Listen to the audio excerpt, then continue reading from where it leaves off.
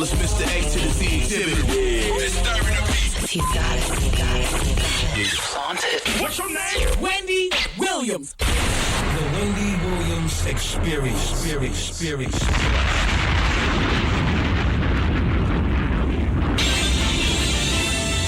And now we're pleased to bring you our feature presentation.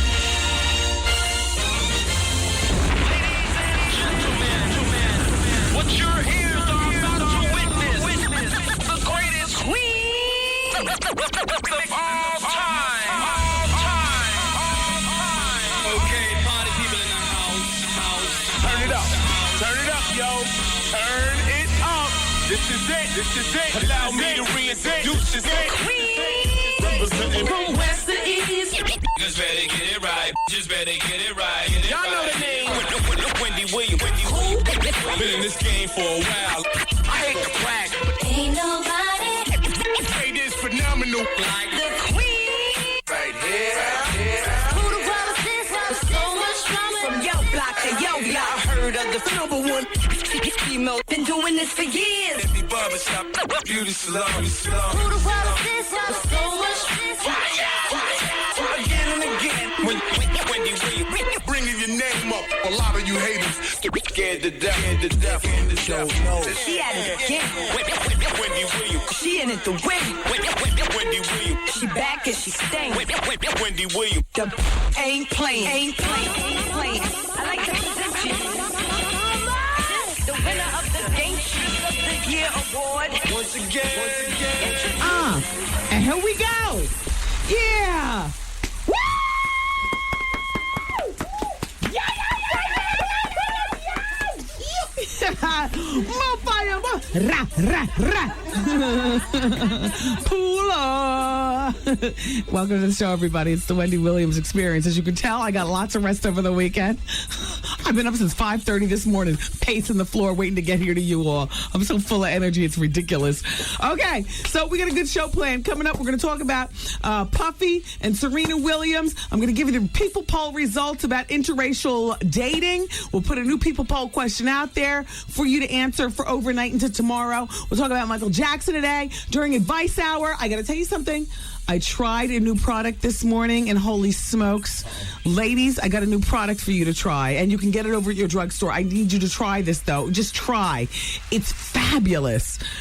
Also, I want to talk during Advice Hour about verbal abuse.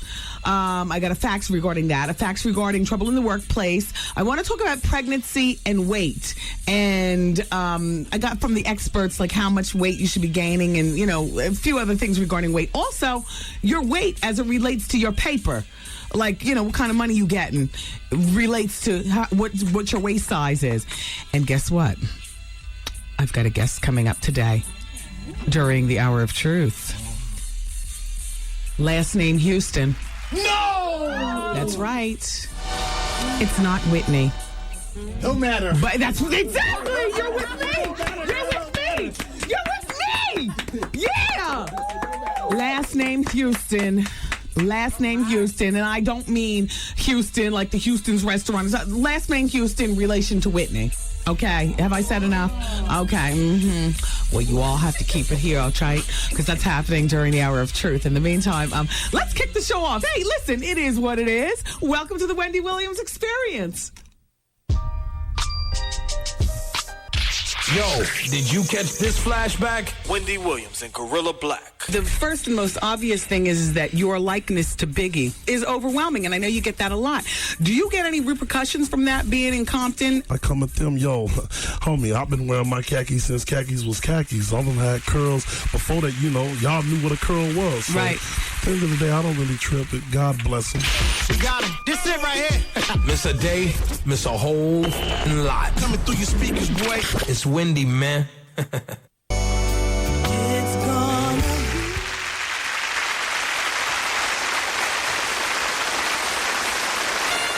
Ladies and gentlemen, it is with great honor and distinction that I introduce to you the queen of all media, Wendy Williams. Oh, and drop it and pop it.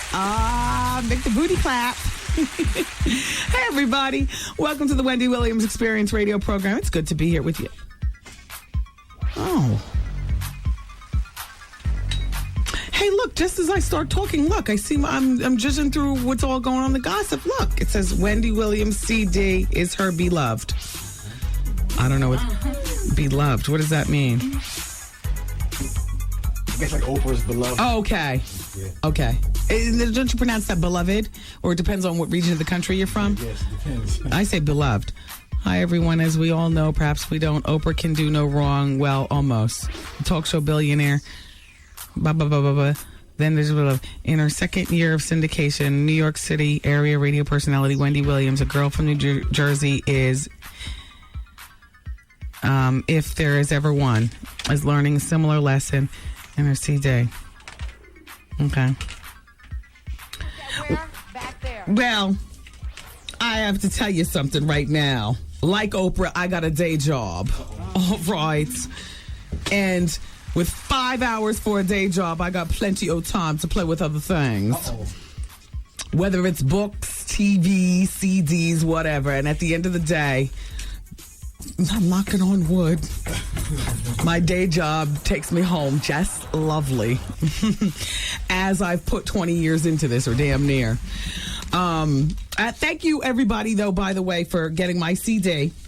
Wendy Williams Brings the Heat, Volume 1, in stores now.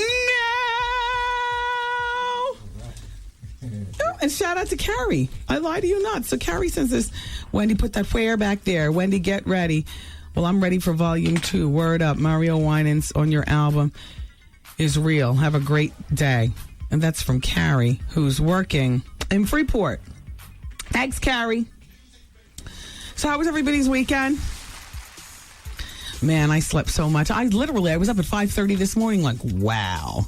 That kid is off in Martha's Vineyard and, I'm back to being a woman with no responsibility. I cooked 6 meals yesterday. Wow. Why? Yeah, I cooked 6 different things. I cooked cube steak. I made just a variety of stuff all at one time. Then you put everything in Tupperware, so then you have, little taste of this and bits of that, and dinner's ready for the week, and you throw it in the refrigerator, and, it's all good. And we have a Sub-Zero, so, that keeps things like twice as fresh for like if a leftover would only be good for like 3 days, and a sub it's good for 6 days. So boom. Anyway, I cooked 6 different meals while having a book meeting yesterday with Karen Hunter. She came over, so she sat at the island. Does your kitchen have an island? Is that the place where everybody meets and greets at your house? Like you pull up those big tall stools? She sat at the island, and I cooked on the cooktop is on the island, and then I'm cooking and she's eating grapes and tasting and we're talking and doing the book, and I'm a cooking and carrying on and stuff like that. Oh boy, I didn't see enough Being Bobby Brown over the weekend. I was a little disappointed with that. I saw a couple episodes of Blowout, but that's about it. I can't think of anything monumental that happened over the weekend other than sleep, which is always great. Well, Cheryl Lee Ralph got married over the weekend, and her she married the senator. I love that. Cheryl Lee Ralph, she's a friend of the show. Well, she showed up to her own wedding nearly 2.5 hours late to Pennsylvania Senator Vincent Hughes. He loves her so much, though. She is truly found, and I don't know whether they're the same age or not. The senator looks significantly older. Cheryl looks like a little cherub in his arms. I mean, Cheryl, no disrespect, but next to him, like he looks 82 and you look like 16. I love the way you all look together. But they got married out in Los Angeles. Cheryl Lee is 49. She wore an off-the-shoulder, champagne-colored silk dress with Swarovski crystal straps on her shoes, on the dress, and a 7-foot train topped by a light gold silk brocade coat. The complete princess look, they say, cost her $16,000. And her hair was fastened into an updo with a tiara. Excuse me. The tiara was $16,000. She had 10 bridesmaids, including Patti LaBelle, Judge Maybelline Ephraim from Divorce Court. This is Cheryl Lee Ralph, everybody, Moesha's mom on TV. And Loretta Devine. And then Ralph wore a Swarovski, I've always had trouble pronouncing this name. Swarovski studded he held a Swarovski studded bouquet with Casablanca lilies and some other stuff in it, and he's 48, but he looks older than her. He wore a black tuxedo with white tie, and he had $15,000 cufflinks on. It was a traditional Christian ceremony, they say, with no drama, but the matron of honor, Dr. Sandra Swan, did faint as the vows begun. The bridesmaid trying to capture all the attention. But the rest of the service, they say, went off without a hitch. Cheryl Lee's brother, Tim Ralph, did fall down drunk outside of the no, I'm just playing. Tim, we work with here in New York at our radio station, WPLS. As a matter of fact, I chatted with Tim extensively the evening that he was supposed to be flying out to Los Angeles. I caught him down in the lobby. He's like, I'm going out to my sister's wedding. So congratulations, Cheryl Lee Ralph. Nobody deserves happiness more than you, except for perhaps Jennifer Lopez. The woman wants a baby so badly.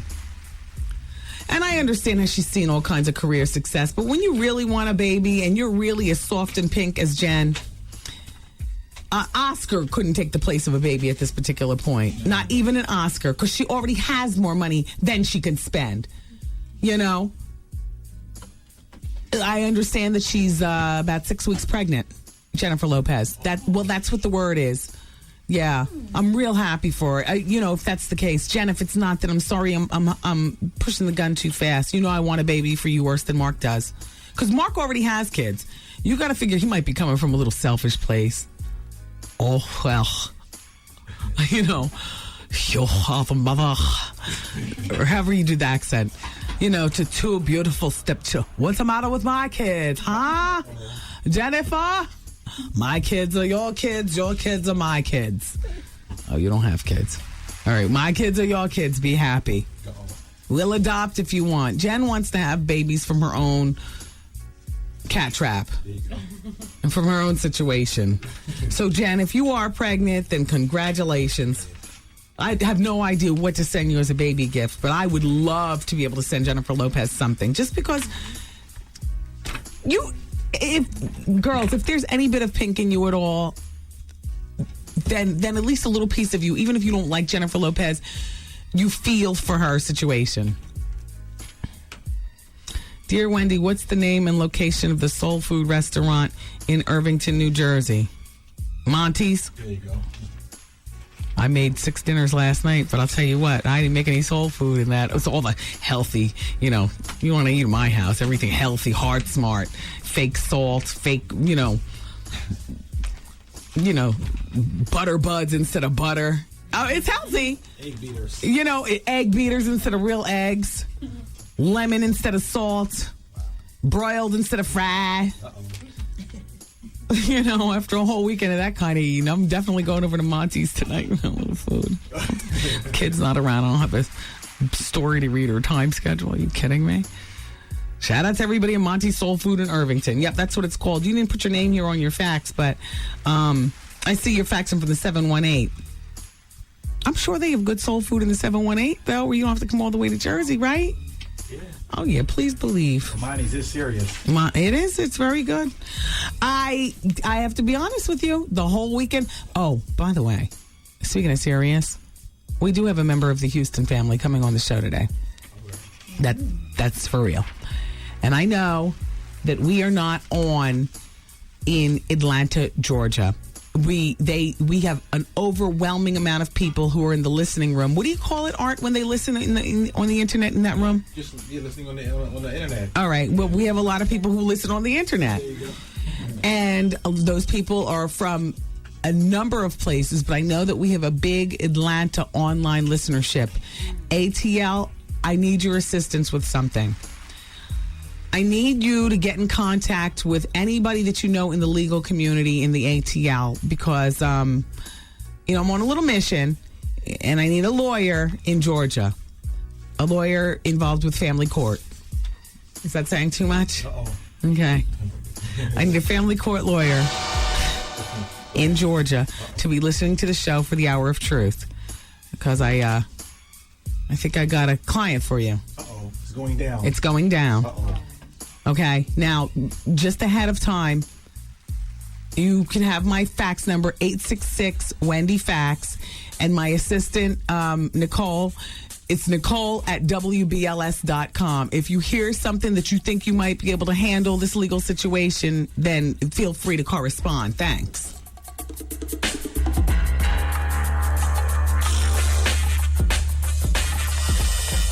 Wendy, man. Now, my question is about the kegels. Why is it every time I try to do them, I have an orgasm? Is that normal? I don't know, but it must be pleasurable. The Wendy Williams Experience.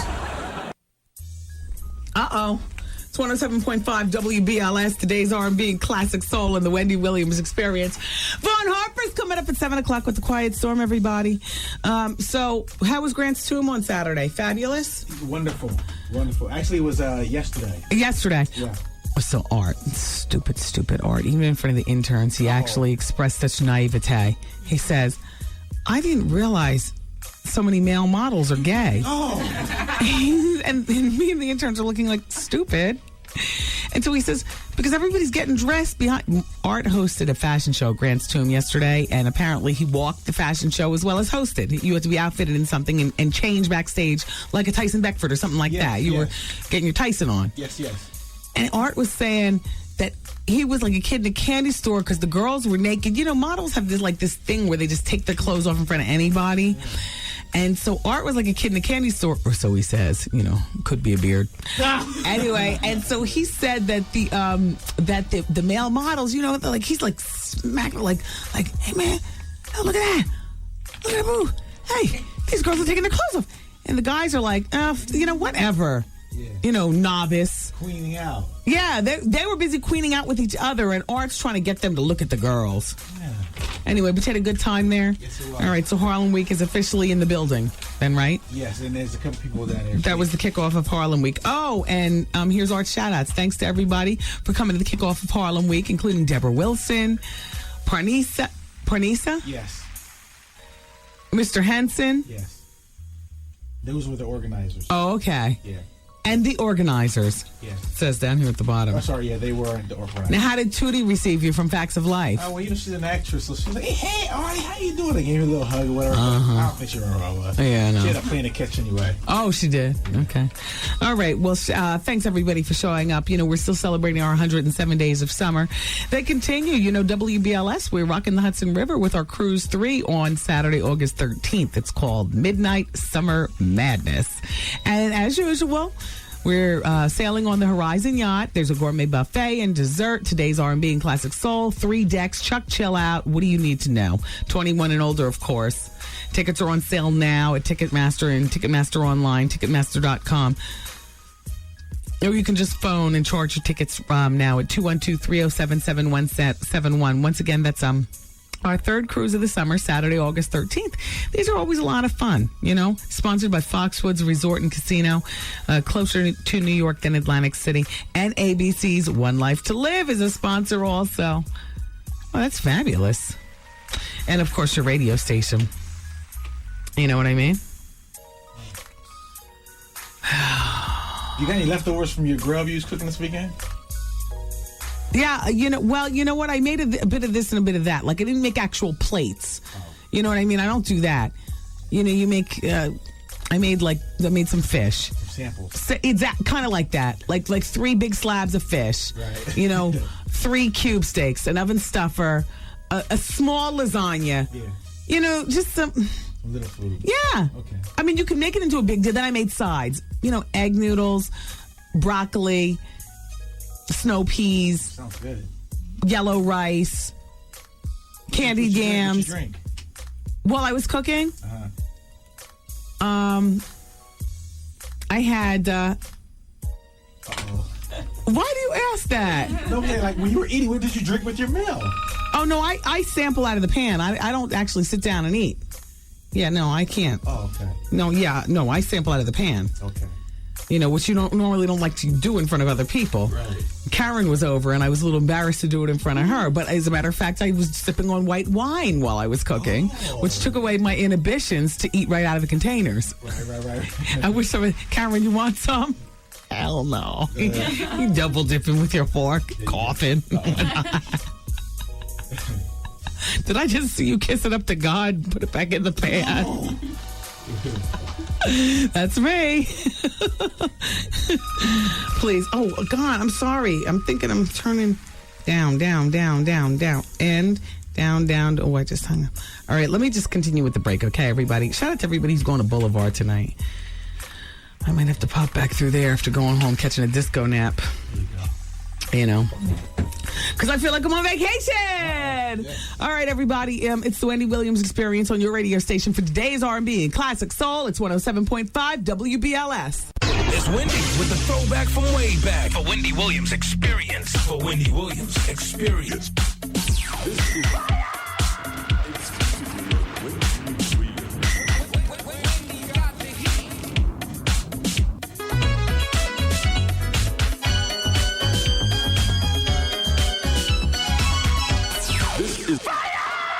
Exclusively on Wendy got the heat. Yeah, what up, y'all? This your boy, Young Lloyd, man. Newest, youngest member of the IAC family. In the words of Black Child, slow motion is better than no motion. But how you doing? Feel the vibe. Feel the vibe. Feel the bass. Come on. Yo, did you catch this flashback? Wendy Williams and Gorilla Black. The first and most obvious thing is that your likeness to Biggie is overwhelming, and I know you get that a lot. Do you get any repercussions from that being in Compton? I come at them, yo, homie, I've been wearing my khakis since khakis was khakis. All of them had curls. Before that, you know, y'all knew what a curl was. So right. At the end of the day, I don't really trip it. God bless him. We got him. This is it right here. Miss a day, miss a whole lot. Coming through your speakers, boy. It's Wendy, man. Okay. And it's the Wendy Williams Experience, everyone. Thanks for being here today. So Stephen Hill, who is the Executive Vice President of Music and Entertainment Programming over at BET. How you doing? Stephen Hill. All right. Anyway, he released a statement saying that,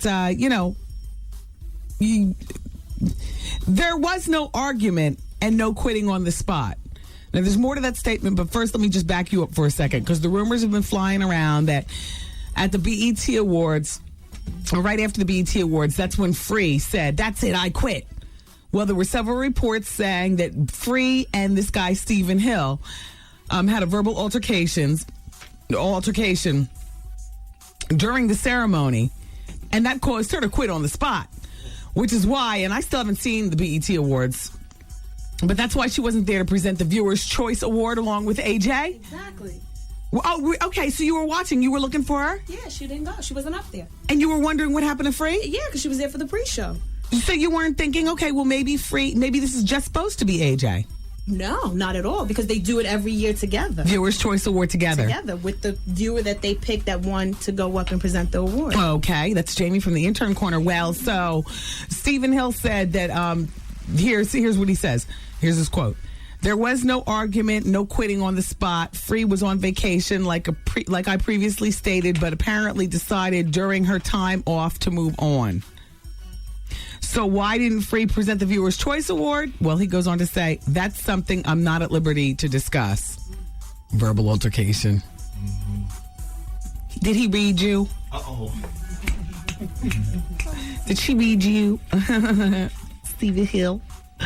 Anyway, so this week, apparently on 106 in Park, you're going to see Tigger and Jalissa. Oh, God. But he says, here's what Hill says, they are not the permanent hosts. And people have to stay tuned to see what happens next.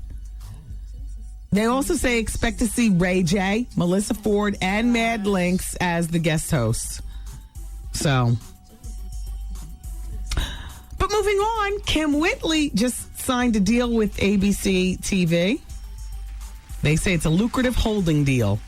A holding deal simply means wait and let us figure out what we can do with you. In the meantime, if we can't, your holding deal dictates you can't work for anybody else. Well, in the meantime, I enjoy seeing you on Celebrity Fit Club. Kim Whitley, I mean. And our friend Dr. Ian.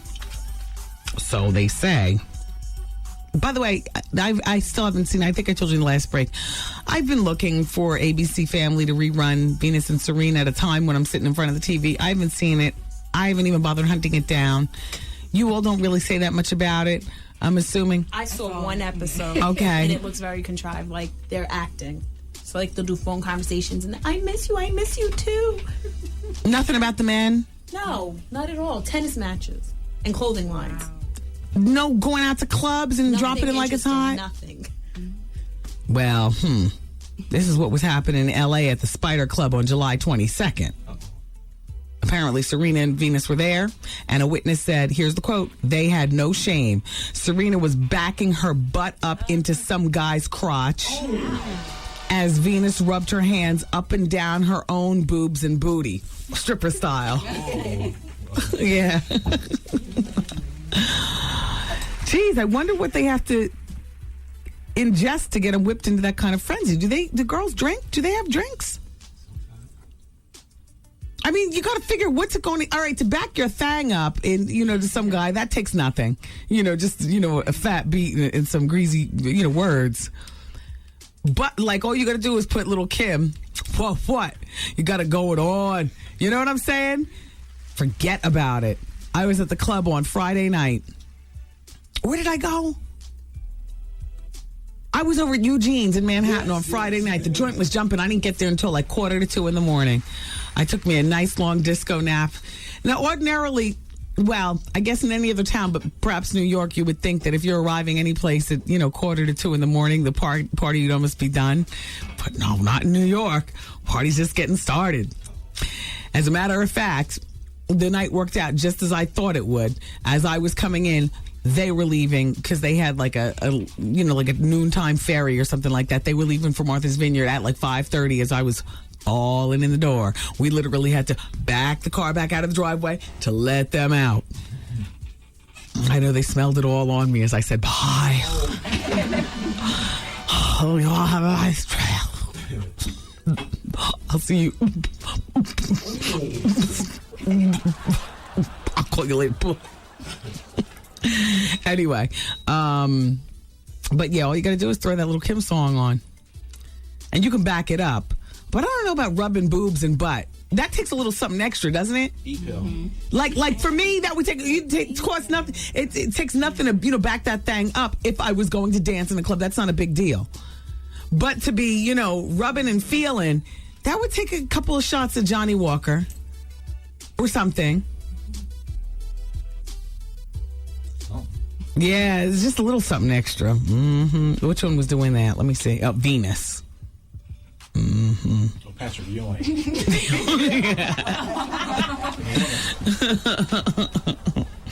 Backing it up in the club. Mm-hmm. Nick Cannon, he's a friend to the show. I like him so much. Did anybody watch his show on Thursday on MTV? Well, it's a new sketch comedy show. It's a cross between Living Color and Whose Line Is It Anyway? The improv comedy competing to, and the skits. No? Sorry. I'm sorry, Nick. Nobody cares.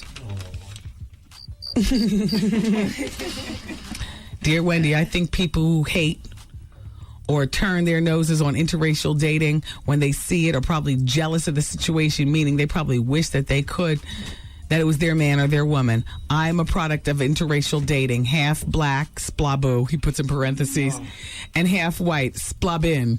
That's white. Splabin is white. Raven, you're killing me. So I know that world well. All right. Yeah, Raven is very gay. He ends every fax with, all right. Well, that was our people poll question for Friday. Does it bother you when you see interracial couples? 92% of people said no. 18% of people said yes. We're getting better. I mean, I thought there were more people saying, yes, it bothers me. Yes, it bothers me. No, okay. As the lock says on Funkmaster Flex Freestyle, what the world needs now is love. Jamie, you know what I'm talking about? Sweet love. All right. Advice hour is next, and so is your next poll question. Keep it here. Wendy, man. My brother, he's 28 years old, has 4 children by 4 different women. But this heifer called my mother yesterday. She's like, he got my sister pregnant. I want the money back for the abortion. The heifer showed up at my house with a receipt. I fell out. The Wendy Williams Experience. Everybody needs some. Should I leave? Like, is that selfish to my son? Come get some. Let me tell you, Wendy, it's really a trouble with a dude. Advice out. I'm having a problem with my fiance and his family. I was in a relationship with this girl for like 18 months. She told me the relationship meant nothing. Always drama. Call Wendy right now. 1-866-GET-WENDY. Fax Wendy at 866-WENDY-FAX. Yo, did you catch this flashback? Wendy Williams and Mary J. Blige. I was tired of living the lie, living up to what everybody believes and thought I was. And I was actually living up to a bad girl image, a drug addict image, a person that needs friends so bad image. And no, I'm not a holy roller. And yes, I'm going to mention God and I'm going to bring him everywhere I go. Yeah. But I still wear jeans. I still wear tight jeans. I still love my people. Yes. And I'm not some like corn, you know? I mean, I'm the realest I've ever been in my life. Yes, yes. So if you don't want to be around me because you think that you're going to feel convicted, don't feel convicted because I'm not God. I'm just telling you where I stand right now. Right. And if you can't respect that, then I can't have you around me. We got him. This is it right here. Miss a day, miss a whole lot. Coming through your speakers, boy. It's Wendy, man. Okay, everybody. It's Advice Hour on the Wendy Williams Experience. Here's the results from yesterday's People Poll question. As I told you last hour, from Friday, the question was, does it bother you when you see interracial couples? 92% of you said no. And, Art, that would be 8%, not 18%. Sorry, somebody wrote it down wrong. No, this is your writing. You told me it wrong. Sorry. 8% of you said yes. 92% of you said no. Right. Here's the new People Poll question. You can go to the WendyWilliamsExperience.com and answer yes or no, and then I'll give you guys the results yesterday because I love to know a little bit more about you. Do you believe once a cheater, always a cheater? Do you believe once a cheater, always a cheater? And so you go to the website and you say yes or you say no, and then I'll give you the results tomorrow. In the meantime, let's go to the phone. Hello. Hey, Wendy. Hi. You know, I need some advice. Okay. Okay. Advice. What should I do? My girlfriend keeps leaving the engagement ring home, claiming that, you know, she forgets it when she's on her way to work or whatever the case may be. And I'm like, what should I do? Do you think she's cheating? I don't know that she's cheating, but I don't know that she wants to get married either. Oh, okay. Because so I shouldn't rush into it. What, do you have a date already set? No. How long have you been dating her? 8 years. Oh my gosh. Well, all of a sudden maybe put that cheating back on the table. I don't know. Ladies, I need your help. I can't see a woman leaving an engagement ring. Now maybe a wedding ring, you know, once you get married and you realize that, I'm here. I ain't going nowhere, neither are you. I don't feel like wearing a ring. You know what I mean? But for a woman with a brand new... Okay, maybe she's embarrassed by the size. Excuse me? Maybe she's embarrassed by the size. What does it look like? No, it's a decent size. She was proud when she got it. We've been engaged about a year now. You think it's because I ain't set a date? I don't know that she wants to marry you. And it could be that she's cheating, but you could always just take a ring off when you're cheating. She might not want to marry you because most women, if what you've wanted to do is get married, once you get that ring, not only do you wear it every day, you carry jewelry cleaner in your bag to clean it at the red lights. Okay. I mean, you're looking at your reflection on it at all times. I mean, during the engagement process. I'll find out what the other ladies say who are listening, but I say there's something going on. Okay, and you know what? As we speak, she's beeping me on the other line. All right, thanks for the advice. Take care. Bye-bye. Bye-bye. Hello? Yes. Hi, it's Wendy. How you doing, Wendy? I'm doing well. I have some advice. Well, I've been talking to this young lady, and she called me at home, and I was listening to your show, and she says that she doesn't know any straight guys that listen to the Wendy Williams show. Oh, so please. she she's like, are you gay? I'm like, no. She was like, well, all the guys that I know that are gay, they don't, they listen to the Wendy Williams show. So. No. Straight guys listen, and straight guys also read my books. But here's what I found funny about straight guys who read my books. What's that? They take the covers off the book, so it's just a plain old, cover, and the world can't tell what they're reading. I do that to all my books, actually. Do you? Yeah, I do. And straight guys, plenty of straight guys listen to the show. Okay. Yeah. All right. So yeah. So what should I tell her? Just Tell her what you get from the show as a straight guy. Like, what do you get from the show? Why do you listen?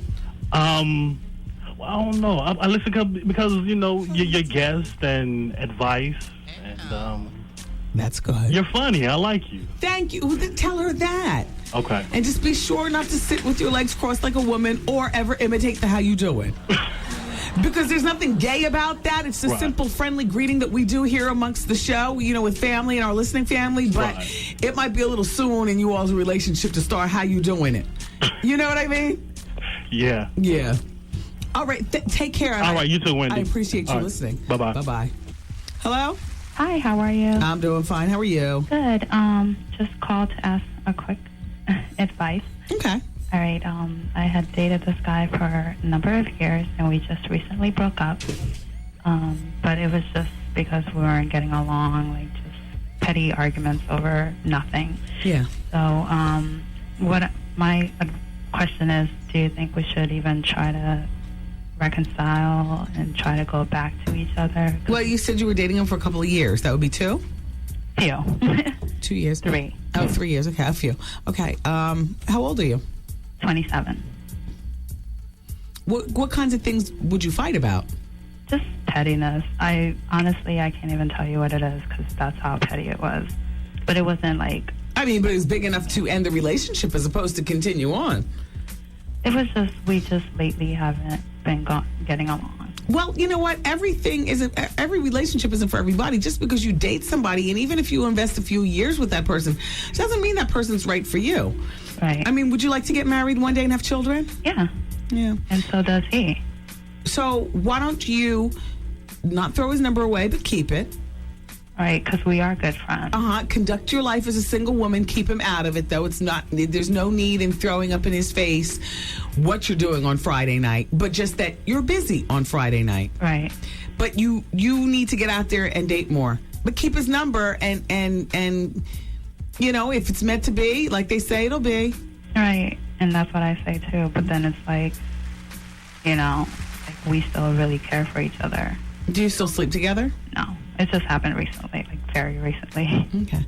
Well, nothing takes care of the memory of the old man like a new man. I don't think I'm ready to jump back in there. And not that the new man has to be your husband, that you even have to be in love, but just, the new man will make you forget quick about the old man. Right, yeah. And then as soon as you forgot about the old man, drop the new man, because he was just the go-to man. He's not the real deal either. Right, and I always use that fact that, well, if it's meant to be, it's meant to be. And you can best believe that he's not letting any grass grow under his feet. Well, yeah. But I know that he's genuine in what he tells me in terms of, like, his feelings and stuff. So I know that part. Yeah, but that doesn't mean that he's not out there dropping his trowel for the next girl. You know what I mean? I guess, yeah. If not today, then next week this time. Right, yeah. Yeah. So and that's what I say. Eventually, everyone's going to move on eventually. Right. And if you all are meant to be, then don't change your telephone number and maybe get back together. Right. And next time it'll be for real. Yeah. I wish you well. Thank you so much. Bye-bye. I'll take one more. Hello? Hello? Hi, it's Wendy. Hey, what's up, Wendy? How are you today? I'm cool. Good. Cool. I just moved to the city. I'm from St. Louis. Okay. Welcome. All right. Oh, thank you. I got a big problem, though. Mm-hmm. Can't stop smoking weed. What do you want me to do? I don't know. It ain't something that I want you to do. It's just that I need people to know that, it's kind of hard. I don't stop because it's so well just put out there that it's cool. You know what I'm saying? It is. But I never found weed to have an addictive property. I could be wrong, but yeah, you are. I'm addicted. I've never found weed to have an addictive property, and I mean, do you really want to quit, or is this a joke call? I always say I want to quit, but as soon as I get bored, because I don't like to do it a lot. As soon as I get bored, I fire me. Well, you're not in St. Louis anymore. You're in New York. It's a 24-hour city. I mean, there's stuff for you to do all the time, including, spending more productive time with yourself alone. Yeah. Reading or taking a course or getting a second job. This is an expensive city. Yeah. I mean, do you have a real question for me? Nah, that was it. I just wanted to know what you thought about, people that can't stop smoking weed, because it's just not talked about enough, I think. Well, and you're probably right about that, because people like me and probably so many other people, when you say you're addicted to weed, we look at that like, whatever, okay. We don't take, at least I don't take it seriously. I'm trying to write a book. I can't even get started. I'm writing all this hickory-dickory-dock type stuff. Maybe because your brain is so full of weed, maybe if you air out a minute, you'd be able to get a decent damn thought. I thought that would help me, though, but I guess not. Okay, I gotta go. Thanks for listening. Bye. Bye. I mean, maybe it does have an addictive property. I don't know. I never sensed one. I never sensed the urgency to smoke a blunt the way, All right, let's continue on. Thank you. Shout out to all the pregnant ladies, all the ladies trying to get pregnant. I was reading an article about pregnancy weight. It's called Pregnancy Weight by the Numbers. Recommended weight gain for women during pregnancy. Well, it says for a normal weight woman, it's 25 to 35 pounds. 28 to 40 pounds you should gain if you're underweight. And if you're overweight, you should gain about 15 to 25 pounds during your pregnancy. The average amount of weight gained during pregnancy. Well, according to the Center for Disease Control, they report that the average amount that women gain across the board, 30 and a half pounds. How about the number of extra calories that a woman needs? 300. So you can put that Haagen-Dazs down and all that other kind of stuff. 300 extra calories per day. That's it? The number of extra calories a breastfeeding woman needs, the new recommended amount is 600. So if you're breastfeeding, continue gaining weight even though you've delivered the baby. Eat yourself an extra 600 calories.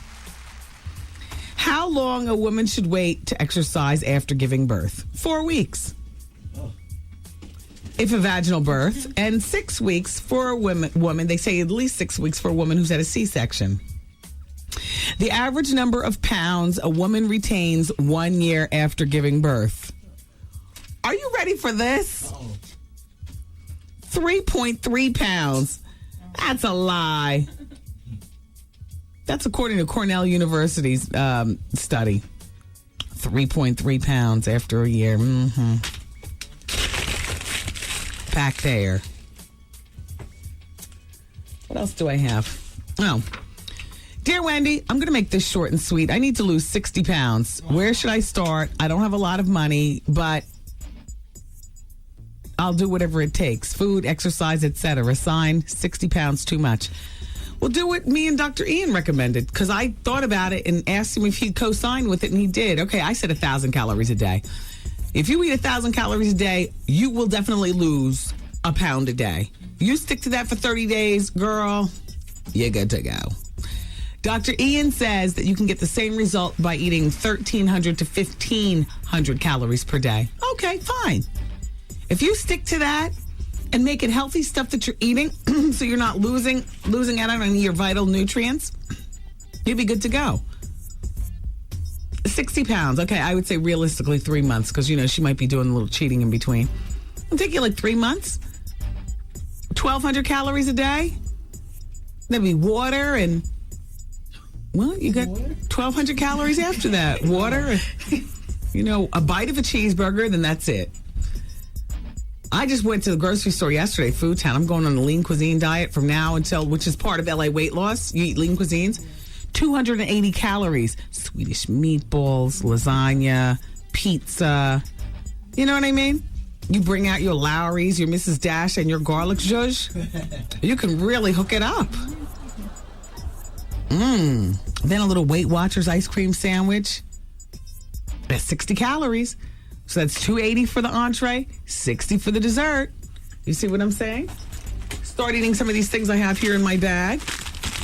Nabisco 100-calorie snacks. I got the Oreo Thin Crisp today. 100 calories. You can't eat any more than what's in the bag. You eat things that have calories on them. And you keep your calories down to, I say 1,200 calories a day. And anybody will be on an immediate roll to be losing a pound a day. I mean, I'm just saying. All right, keep it here. I got more faxes, and Advice Hour continues next. Thanks.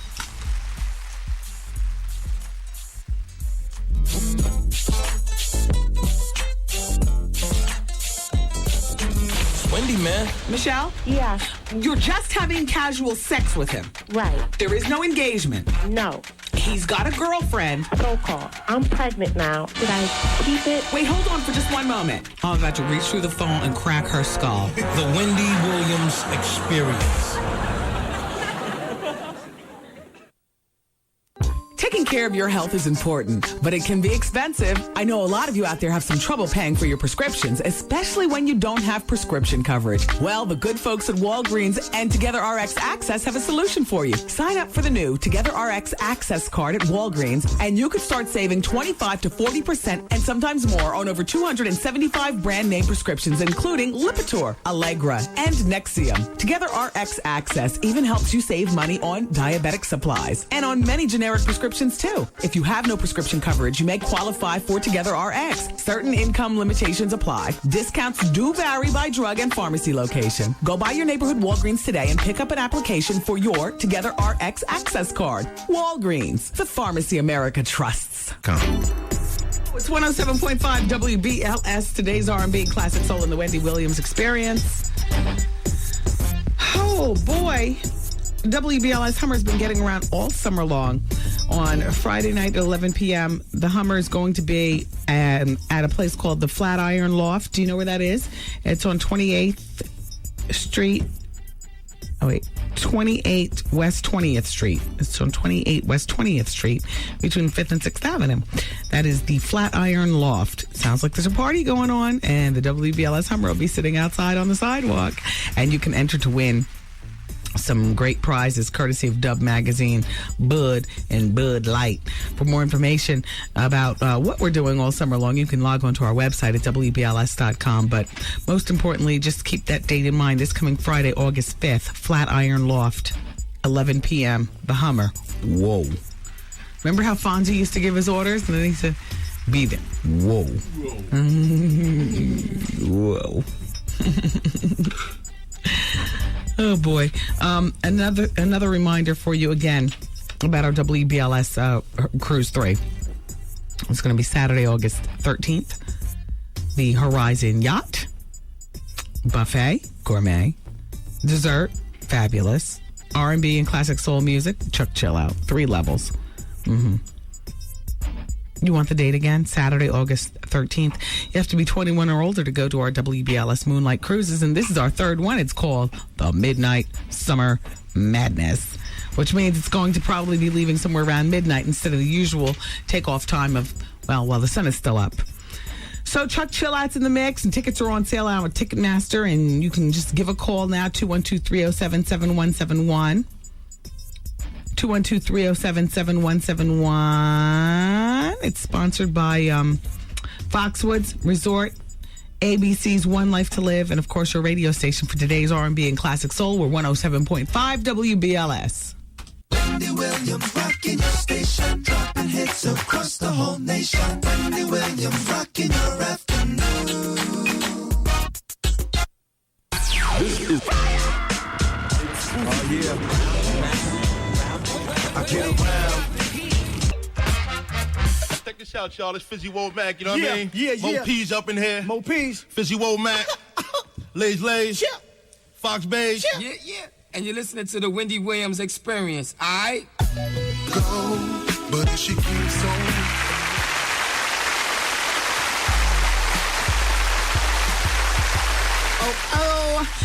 The Wendy Williams Experience is in the building, everybody, and I've got a member of Whitney Houston's family in the pink room right now. She, it, he, they are about to come on the radio show at the top of the hour for the Hour of Truth and share their story with us.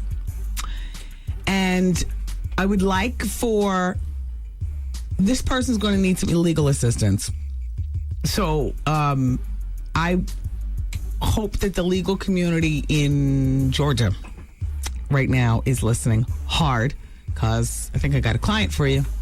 As a matter of fact, I know I got a client for you. It's just, do you want the case? Okay. The rest of the story at the top of the hour. In the meantime, it's still advice hour right now. And a special... Oh, you know what? Puffy's about to host the MTV Video Music Awards, as you know, on TV August 28th in Miami. And not only is he hosting, but they've entrusted him to be part of the planning of the awards show. So, you know, Puffy's got to take everything to the next level, supersize it. Last year, he made his entrance with a giant yacht, as well as many other people. Remember, he and Usher got into a little bitch fest because one of the girls had a bigger yacht than the other girl, and they both meow, meow, meow, meow, meow, meow. How you doing? Well, this year, first of all, they're gonna have a white carpet, not a red carpet, because white is Puffy's favorite color. Also, he says, here's his quote: "I personally will be awarding $100,000 to charity of the best dressed person, celebrity's choice." So the best dressed celebrity went $100,000 for charity. And instead of rolling up in limos or boats this year, he wants all the nominated artists like Green Day and whatnot to roll up to the white carpet in tricked out cars. So it's going to be like a whole parade of tricked out cars rolling up to the white carpet. And by the way, there's an aquatic theme. So I have no idea what that means, but I do know that he's going to be hosting a bunch of pool parties for the week leading up to the MTV Video Music Awards. So, and I forgot, inside the awards on stage in front of all of us, he'll be announcing, I guess, his new name. So there's a whole lot going on August 28th. I just thought I would share that with you. Shout out to KO. You've been missing in action, eh, girl? She had a baby boy, and he's healthy, and she's strong, and she's back from maternity leave, back to work. KO's weighing in about the guy whose girl won't wear her engagement ring. She says what I say. Wendy, regarding that caller, his girl ain't wearing her engagement ring because it's either that she doesn't want to be married to him or the diamond is too small.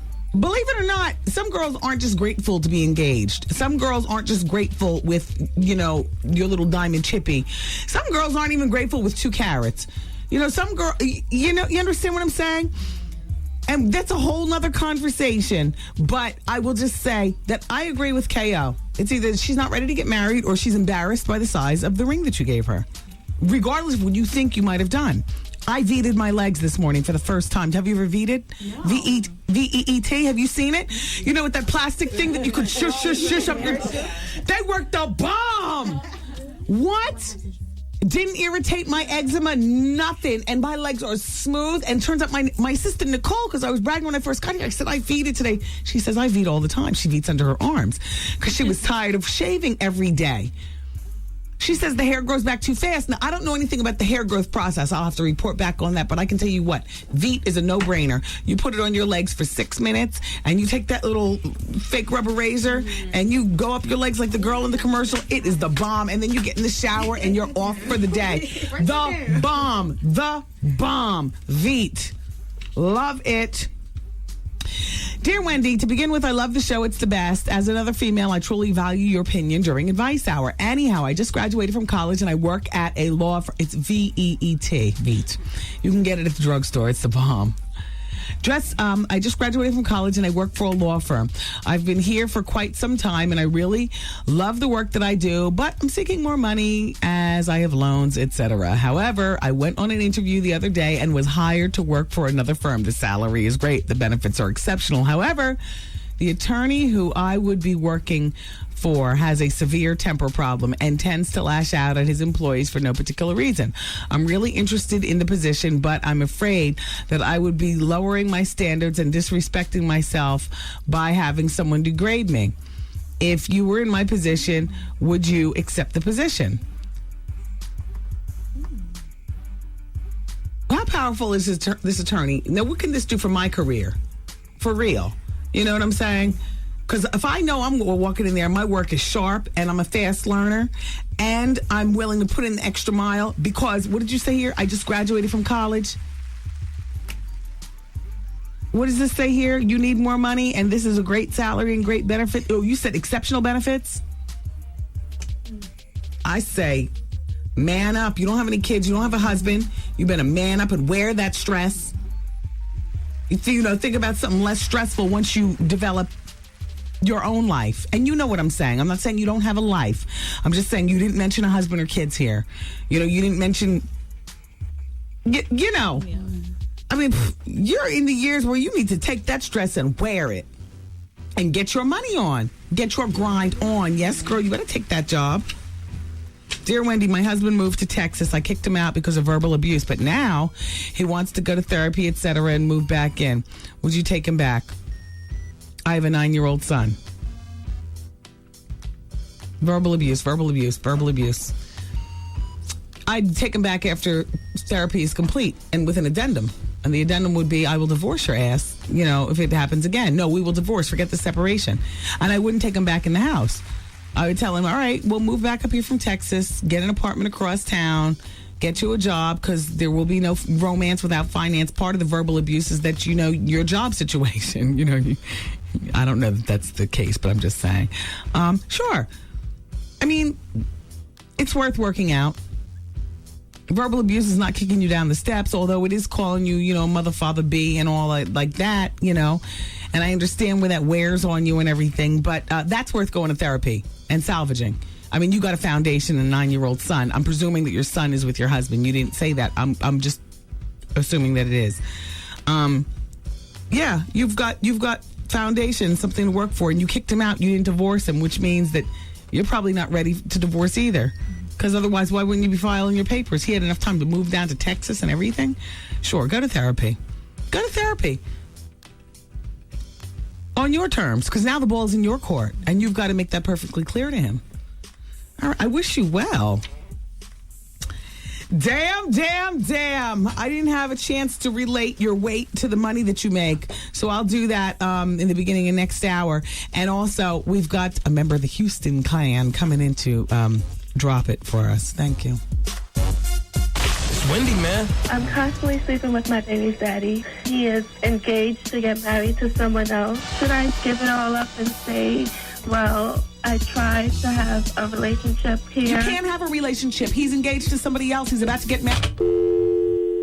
Really, I just can't take it. The Wendy Williams Experience. As you regular listeners know, from time to time, we have special guests here in the studio. Yo, what's up? This is Anthony Hamilton. Hey, your boy, Baby Sam. Ken, you hear me? This is Busy Bone, the kid from Bone Thugs and Harmony. What's up? This is Heather Hunter. Yeah, this your boy, Lloyd. King's the Crunky Boy, Lil John. It's that fool, Big Sam. Right now, you're listening to the Wendy Williams Experience. Yeah. Tell me to, beg me to.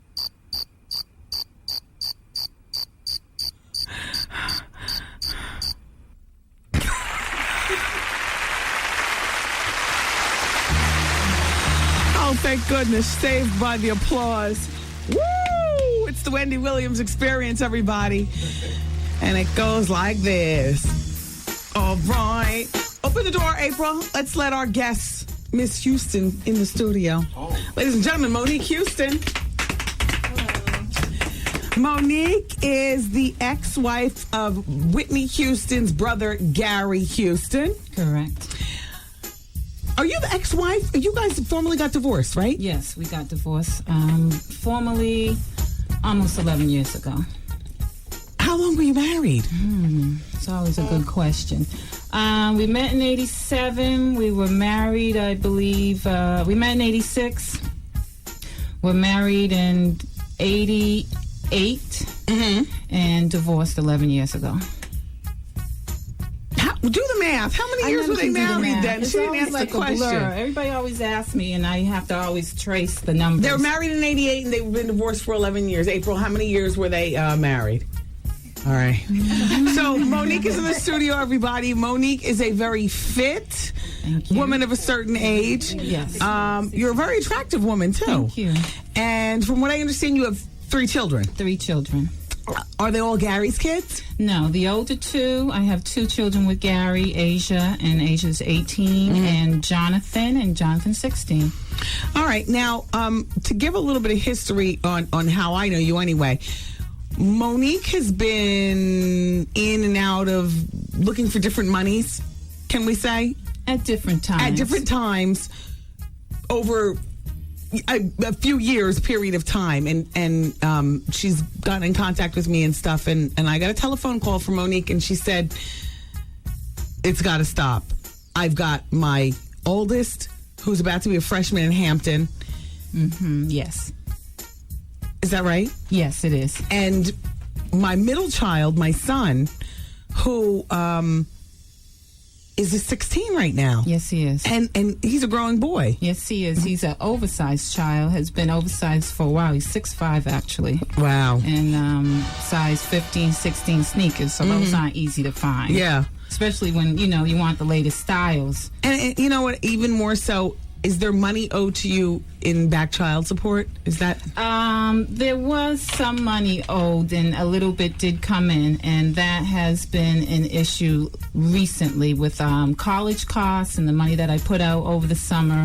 My daughter did go to the summer program at Hampton. And I came out of pocket off of that, and then it just turned into a situation where child support was cut off for Asia. And I just don't have much more patience for different type of runarounds that I'm getting as far as my kids are concerned. Now, you work at a retail department store. Yes, I do, one of the major ones. And have you been working there steadily over a period of time? I worked there for 10 years now. Okay. And that's there in Atlanta, or is that just Georgia in general? It's in Atlanta. I do work in the New Jersey area. I lived in Montclair for a number of years and recently moved down about 2 years ago. Not only for the opportunity on my job, and the cost of living is different down there, but my ex-husband Gary did move down there, I guess to be closer to his sister and his present wife. Okay. It was his sister Whitney. One of Whitney's right-hand man, or whatever you want to call her. Gary was a right-hand man? No, his wife. His wife. Gary did sing backup for a number of years with Whitney. Gary was getting high, and so was his wife. So it was. I don't know what went on with his wife, but when we were married, there was a lot of drug usage and a lot of drug rehabs. And, now, all right. Shout out to the Atlanta online listening community. This is why I was asking for an attorney, because it's Monique Houston in the studio, just to reiterate. And if you listen to her story, you'll understand where she's coming from. It's correct in saying that you don't have a lot of money to fight with an attorney for child support, but what you'd be willing to do is, find an attorney, come to some terms once this person actually aggressively goes for your child support. Correct. And you have 2 children. There's some back child support needed, and there's some just general decency needed. Correct. On the part of conversation on the part of Gary Houston, who's Whitney's older brother. Oldest brother. Oldest. Yes. Sissy had Gary prior to marrying John. Yes, she did. Okay. And then John adopted Gary when Gary was like 2 years old. Well, or something like not that. Officially. John Houston did raise Gary. Okay. And is the father that he knew. Okay. And a number of years ago, say 18 years ago, he officially adopted Gary, and Gary's name was Gary Garland, and some people remember Gary from DePaul fame at the Final Four years ago. He played with Magic and Larry Bird, so that type of era. And so Gary Garland turned into Gary Garland Houston. Okay. Now, where did you meet Gary? I actually met Gary after a show in Boston on the Boston Commons. I'm originally from Boston, from Roxbury. So The berry, not the fruit, y'all. The berry. She's from where Ed O.G. and the Bulldogs put it down. Yeah. A New Edition. That New Edition. So you met him at a concert. Did he use the whole Whitney Houston line as a part of pickup line? Just as a little sidebar. No, not really. Well, it was after the show, so obviously I knew who he was. Okay. And then the person I was with had met them the year prior. Mm-hmm. So there weren't a lot of lines thrown about. You know, it was kind of a real type of meeting and just a social type of after the show hangout type of thing. And 11 years ago, any getting high was probably more social than it was as serious. As critical as it became. Right. It was before, crack was whack. Right. Back then, crack was cool. Well, crack was never cool, but it was. I never thought it was cool. It was in the cipher. It was,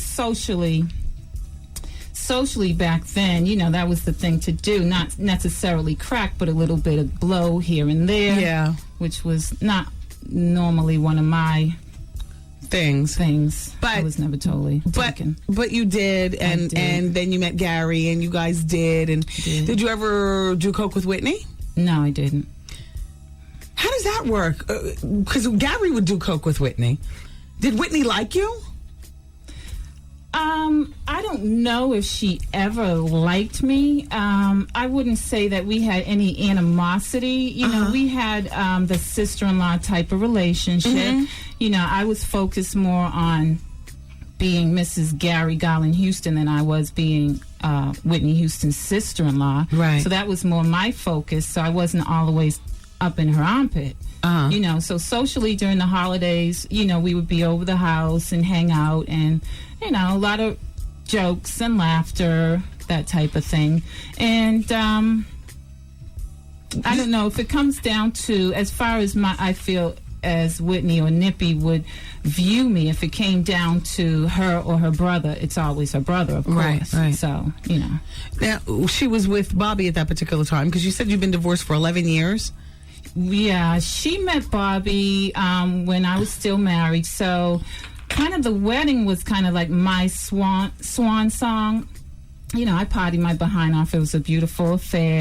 Music, flowers, food, drinks, everything. Yeah. But I knew that at that point I was out of there. I knew that I was going to file for divorce.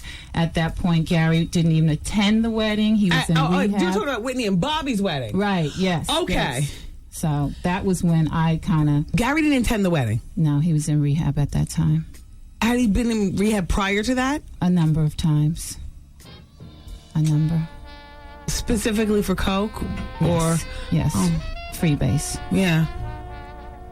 So he was in a bad way long before we knew anything about Whitney being in a bad way.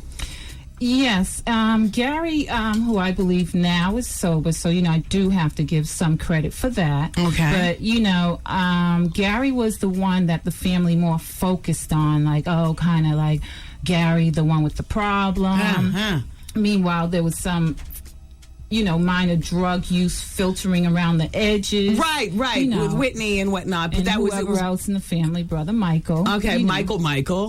I've read some stories about Michael. Right. Mm-hmm, so, at that point when I was in the picture, I was focused on trying to maintain, a healthy lifestyle, support my husband, take the proper steps that you're supposed to take when you're in a relationship with somebody who is addicted.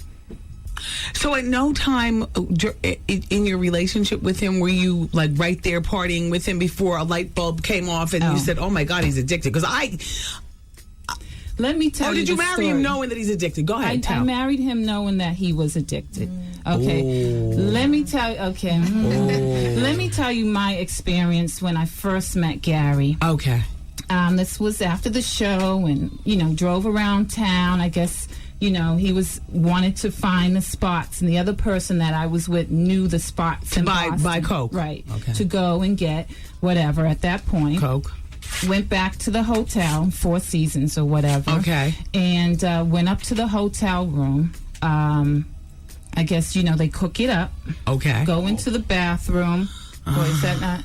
Is that black? No, that's art. He's luxuriating in your description. Go ahead. But to really paint a clear picture. Yes, take us there. Go in there and cook it up. Take a couple of puffs and go back out. I remember leaving the bathroom, sitting down on the mattress, in the hotel room, and it was me, Gary, and Michael. Okay. And then I heard the little voice in my head that said, okay, forget the small talk. Let's turn the conversation back on how to get back in the bathroom and smoke some more. Wow, that's you. That's the voice in your head, because that's when the crack turns you out. And that scared the hell out of me, and that was the last time I've ever used. And then after that, Gary admits to me, I just came out of rehab. So that totally blew my mind once again. So that was my last time ever using. And that was your first night meeting him. Mm-hmm. Well, honey, he would have been a nice, quick trick, one-night stand, and that would have been it. But you ended up marrying him.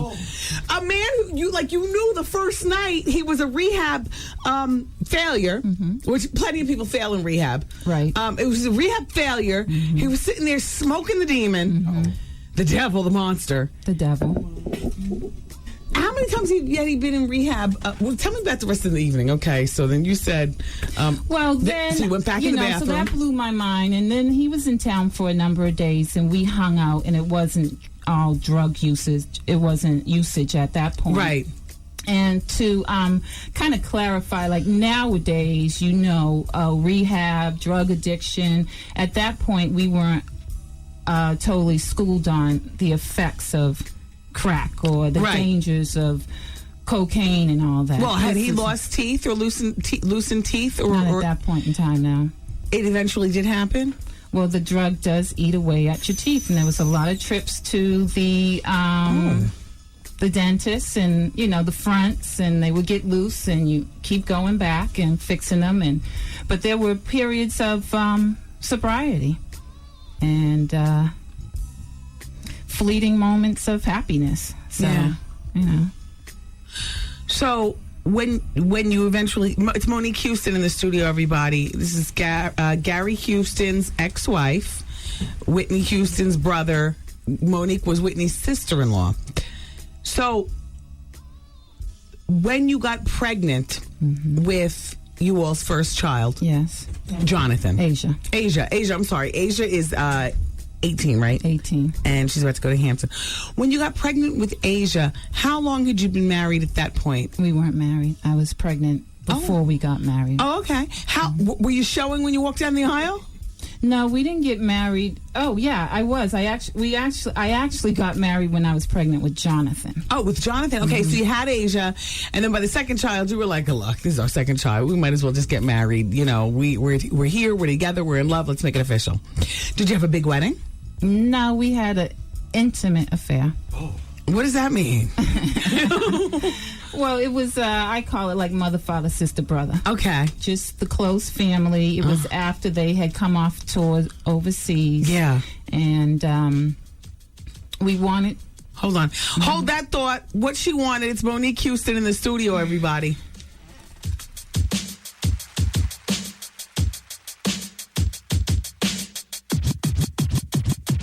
Wendy, man. My boss came into my office and he basically brushed up against me with his penis. Okay. Oh. Yeah. So I don't know how should I handle that situation? The Wendy Williams Experience. So what exactly is the price of gas these days? Because it changes every time you blink. I swear the other day, price went up 4 times while I was filling up my tank. I go to pay, and the attendant has the nerve to slide a loan application through the window. What they want next? My firstborn? So when you do, girl, just 2 more months and I have a full tank. Forget the blame. I'ma holler at the brother with a gallon of super unleaded around his neck. No wonder Greyhound is a smart way to go. See, they have tickets that cost a fraction of what it takes to fill your gas tank, and they don't require collateral when you get on board. Oh, gosh. Oh, you all still here? Damn. Woo. You know how sometimes you get too much sleep that you wake up swinging still and you want to sleep more? Yes. Or fight? or something. Kind of odd. Mm-hmm. It's weird. I do better on 4 hours of sleep than I do on 12. You understand what I'm saying? And it's only Monday. Damn. Well, you can join WBLS every Monday night at 7:30. We present the 23rd annual Martin Luther King Jr. Concert Series at Wingate Field this summer. Yes, we do. The 23rd summer of the concert series at Wingate Field. That's located in Brooklyn and Winthrop Street, between Brooklyn and Kingston Avenue. And tonight, Vaughn Harper is hosting the OJs. Wow. Makes sense now. Now it all makes sense. The OJs, the Manhattans, and Gerald Alston. If you'd like to go to this concert, just remember it's at Wingate Field. Excuse me, Wingate Field, and which is at Winthrop Street between Brooklyn and Kingston Avenue in Jamaica. If you'd like to know the full schedule, what's all going on, go to WBLS.com. Okay? What do you have? Olay tonight in Elizabeth? No, it's on the 7th, Sunday. It's on Sunday? Yeah. Go to your website. Oh, all right. Artie's going to be in Elizabeth on Sunday. Go to the website to find out more information. At Club Olay. Unleashed. The website is WendyWilliamsExperience.com. Well. Oh, my God. Excuse me. You want a pillow? I need a no-dose. You can check out DL Hughley's new late-night TV show, Weekends at DL. I got to check. You know what? No, I got to check this out because originally his show was supposed to be a network show 5 days a week. Yeah. And it ends up being one day at Comedy Central. And did you hear the tagline during the commercials? And they said they'd never give another black man a deal. Mm-hmm. Like, they have no intent, I guess, on bringing Chappelle back. Like, Chappelle's taking his DVD money and riding off into the sunset. When that money runs out, though, he's got a soiled name. Isn't his name at this point in Hollywood? Say unreliability? Yeah, but that's how you get another deal. You get another deal from white man. There you go. White man is looking at him now. And they're all brothers. yeah, all the whites are connected in Hollywood. In Judum. In Judum. Stupid. No, but you know how it is. It's like you mess up at one radio station. Mm-hmm. You know, they make sure they quickly blackball your behind from one place to the next. That's all I'm saying is that... Oh, my God. I saw Jamie yawn, then I yawn. You yawning, man? It's a yawning Monday. Anyway, his show comes on every Friday, Saturday, and Sunday night at 11 p.m. Damn, something new instead of Mad TV. And that's tough. But Mad TV's in reruns now, I think. On Saturday nights? Okay. Or was that Friday nights? Saturday night. All right, whatever. DL. Weekends, 11 p.m. on Comedy Central. It's worth a check out. And that's just a reminder from your radio station with today's R&B classic song. Vaughn's up next with The Quiet Storm. I have something to give to you. Would you like to win? Would you like to win passes for the WBLS Cruise number 3? It's the Midnight Summer Madness Cruise. It's on Saturday, August 13th. It's aboard the WBLS Horizon Yacht, gourmet buffet, and the whole shebang. Okay, well, caller number 11 right now is going to pick up the passes. You're going to be 21 years or older. Dial carefully and good luck. Dial 866-GET-WENDY. And we'll get that winner and play some more music. And I can't yawn on demand. Oh, you can do everything else on them. That was it.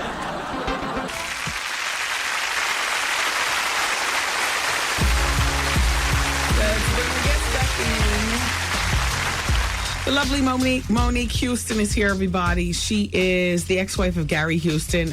If you have questions, comments.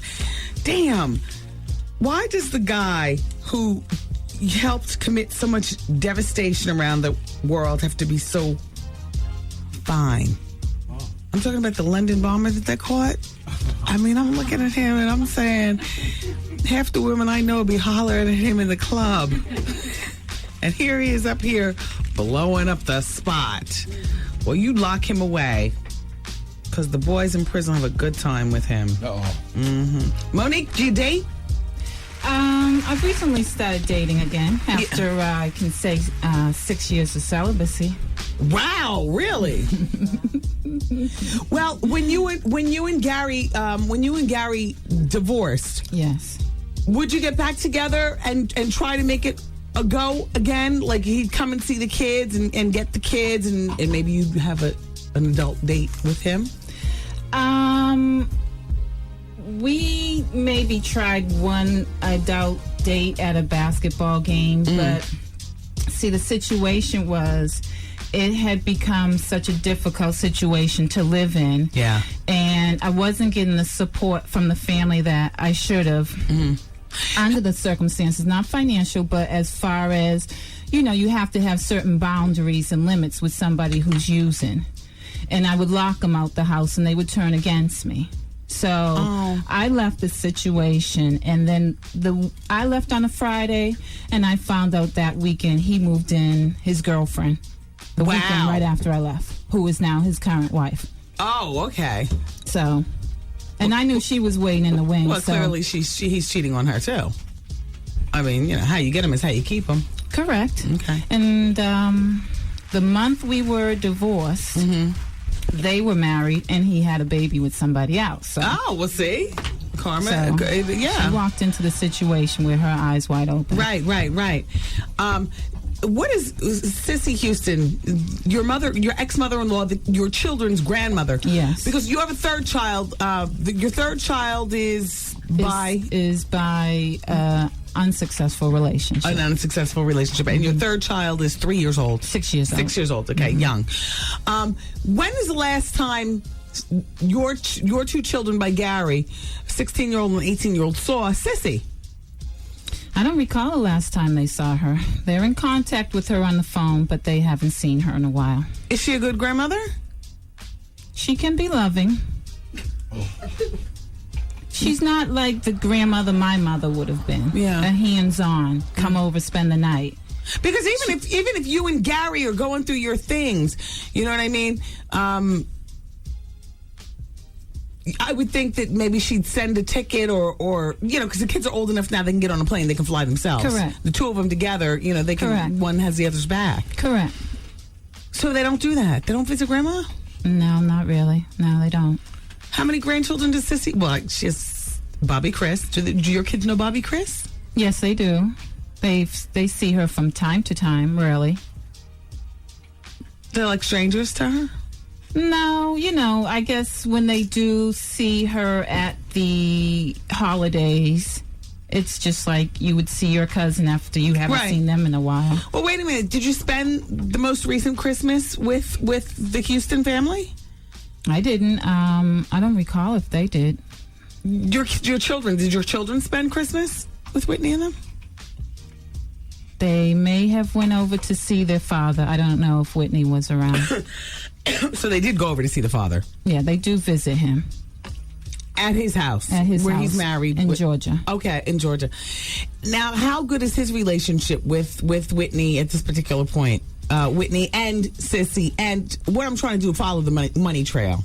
Not that Whitney needs to be responsible for anything, but your goal is to try to get your child support all caught up and to have an open line of communication with your ex-husband's family, because that is his aunt, that is your children's grandparents, that is your kid's father. Right. And college costs are knocking at my door right now. That's right. And there needs to be some conversation. Somebody needs to step up to the plate. Or you're going to write a book.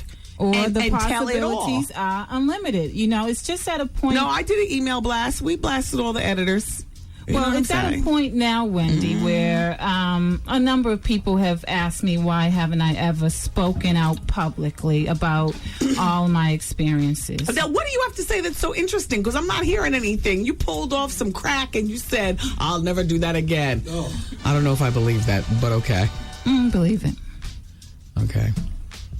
Well, there are a lot of juicy tidbits. There are a lot of skeletons hidden in the closet. Can you tease us?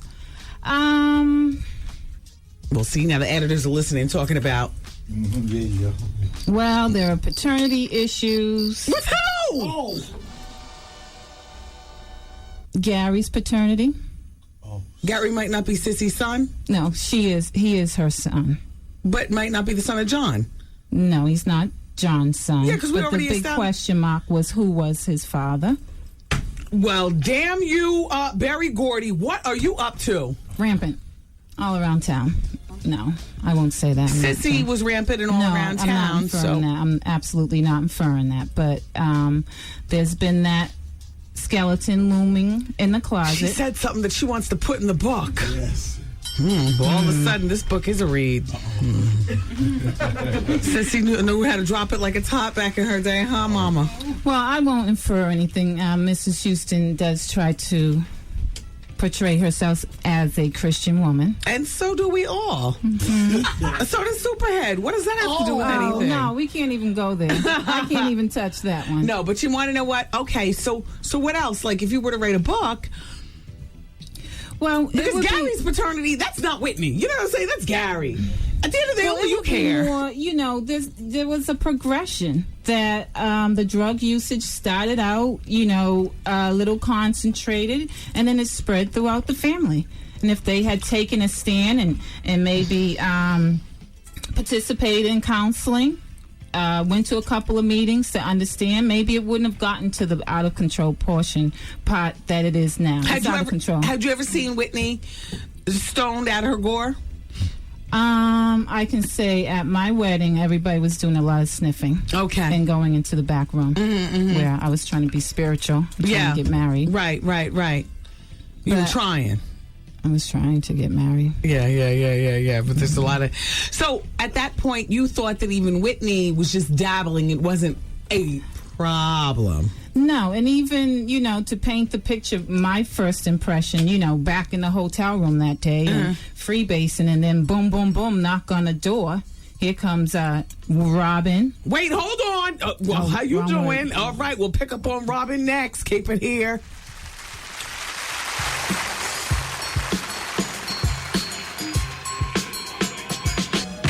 Wendy, man. Me and my wife have been married for 15 years. They threatened to leave. What did you do? Had a problem with drugs. You got the drug voice. Yeah. Hey, man. Just asking, what's your drug of choice? You name it. Coke? Yeah. Weed? Yeah. Crack? Yeah. Heroin? Yeah. E-pills? Yeah. Whippets? Alcohol. Gorilla? Yeah. PCP? Yeah. The Wendy Williams.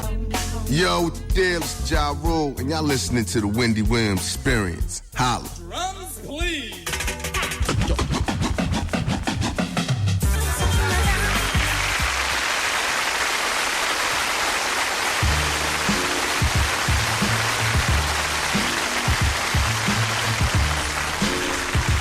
Alrighty, everybody, it's the Wendy Williams Experience. Gee, you guys, I thought I was bringing you somebody interesting that maybe we can hear from today. But Jay says, why does she need to do this on the radio? The focus should be on her kids, not on the Houston. Slinging dirt about them will not make the situation better. And Rahana says, hi, Wendy. Thank you for being a wonderful radio personality. You said Monty's Soul Food in Irvington, New Jersey, but which street is it on? I work in Irvington, and I live in Newark. She wants to know where Monty's Soul Food is in Irvington. Focus, people! Open the door. Let's let Miss Houston back in for one more break. One more again. All right, so Monique Houston is here, and where we left off, we were talking about Robin entered the room. So the first night that you had a date, Monique Houston is the ex-wife of Gary Houston, Whitney Houston's older brother. The first night they had their date together, they ended up back at the Four Seasons in Boston, where some cocaine was cooked up. You and Gary and Michael, Whitney's other brother, smoked the cocaine. And it was the feeling was calling you to go back in the bathroom. So knock, knock, knock at the hotel door, and Robin enters. Boom, boom. Okay. Oh, boom, boom, boom. Boom, boom, boom. Oh, shoot. Here they come, the three of them. Okay, who's the three? Robin, Donna Houston, and Whitney. Now, who's Donna? Donna is Michael's wife. Okay. Okay. At that point, she was pregnant. They weren't married at that point, but here she comes, belly and all. Okay. Boom, boom, boom. Barging in the room. What's going on in here? Okay.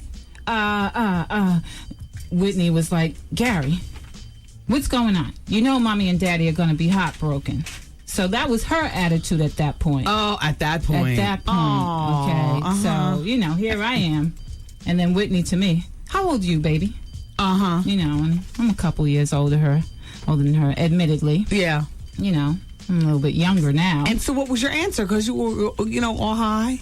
Well, it was hey, that's how it was. Yeah. And it was a shock. Whitney Houston and all her fabulousness at that point in time. With her man, Robin, with her backup. With her girls. And how close was Robin at that point with Whitney? Very close. Where Whitney went, there was Robin. Any indication of them being lovers? I never saw them in the bed. Right. I understand what you're saying. But I know conversations that went on in my ex-husband's feelings about their relationship. What were his feelings about their relationship? He didn't like the relationship at all. And one way I felt that I was kind of ostracized and kind of pushed to the side and looked at as somebody to watch your back with.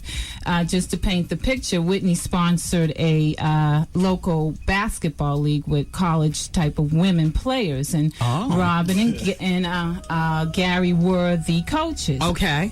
In the meantime, I'm just recovering from the baby. Let me run with them. I did intramural basketball. Let me run with them. Okay. Couldn't get on the team. Not even to practice, okay?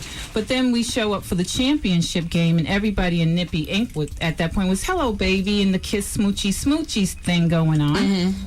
Here comes Robin walking up to me. Hey, baby, come on over here and give me a kiss. I'm like, you can kiss my toe. So then, innocently, which I was at that point, Gary used to call me green. You're so green. Well, you knew I was green when I met you. I'm no longer green, Right. So that created the biggest blow up at Nippy Inc. offices, because then I told Gary, she had the nerve to come to me and say, come over here and give me a kiss. Right. Don't talk to me like that, knowing Robin's preference. Right. And then Gary goes up to the office in Fort Lee and confronts Nippy, Whitney, and Robin. Big blow up. Wow. Cursing, crying, screaming. So I was like person non grata after that point. So. Yeah. So have you ever been physically abused? Yes, it was a progression. And when you grow up as a little girl and you have certain idealistic views, and then you meet somebody and the real world steps in. Right. I never expected to fall in love with somebody who was addicted. Right. I did. Yeah. Okay. I wanted to try to stand by my man, but then my priority became my health and my kids' well-being. Right.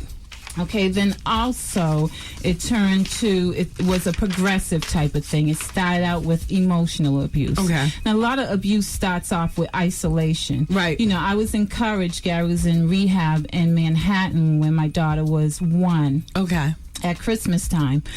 I'm driving back and forth in my beautiful little Volkswagen Bug Beetle that I loved at that point, back and forth, up and down from Boston. Why don't you move to New Jersey? The family encouraged me to move here. Okay, I move here. Gary decides I'm quitting rehab.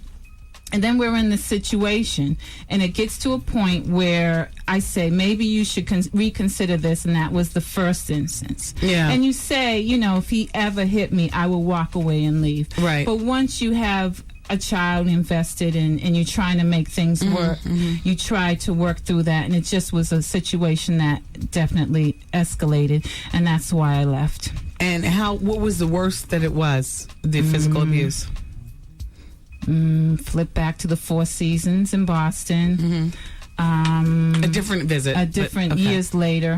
My kids were at home in Boston at my mother's house at the time in Roxbury, and I'm trying to hang out with Gary. When you're addicted to cards. We're in the lobby he's playing cards. Let's go back to the room.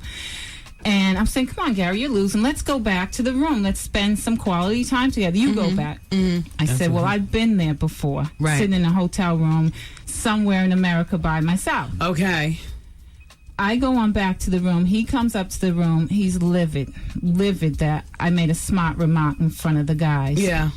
That was the worst incident. Wow. And I never what saw did he do? He beat you myself behind. as, yeah, right. Oh. I never saw myself as an abused woman because I have a temper too. I'm going to fight back. I'm going to defend myself. I was defending myself at that point, and I was on the ground, and I was kicked in the chest. So that's how bad it got. Wow.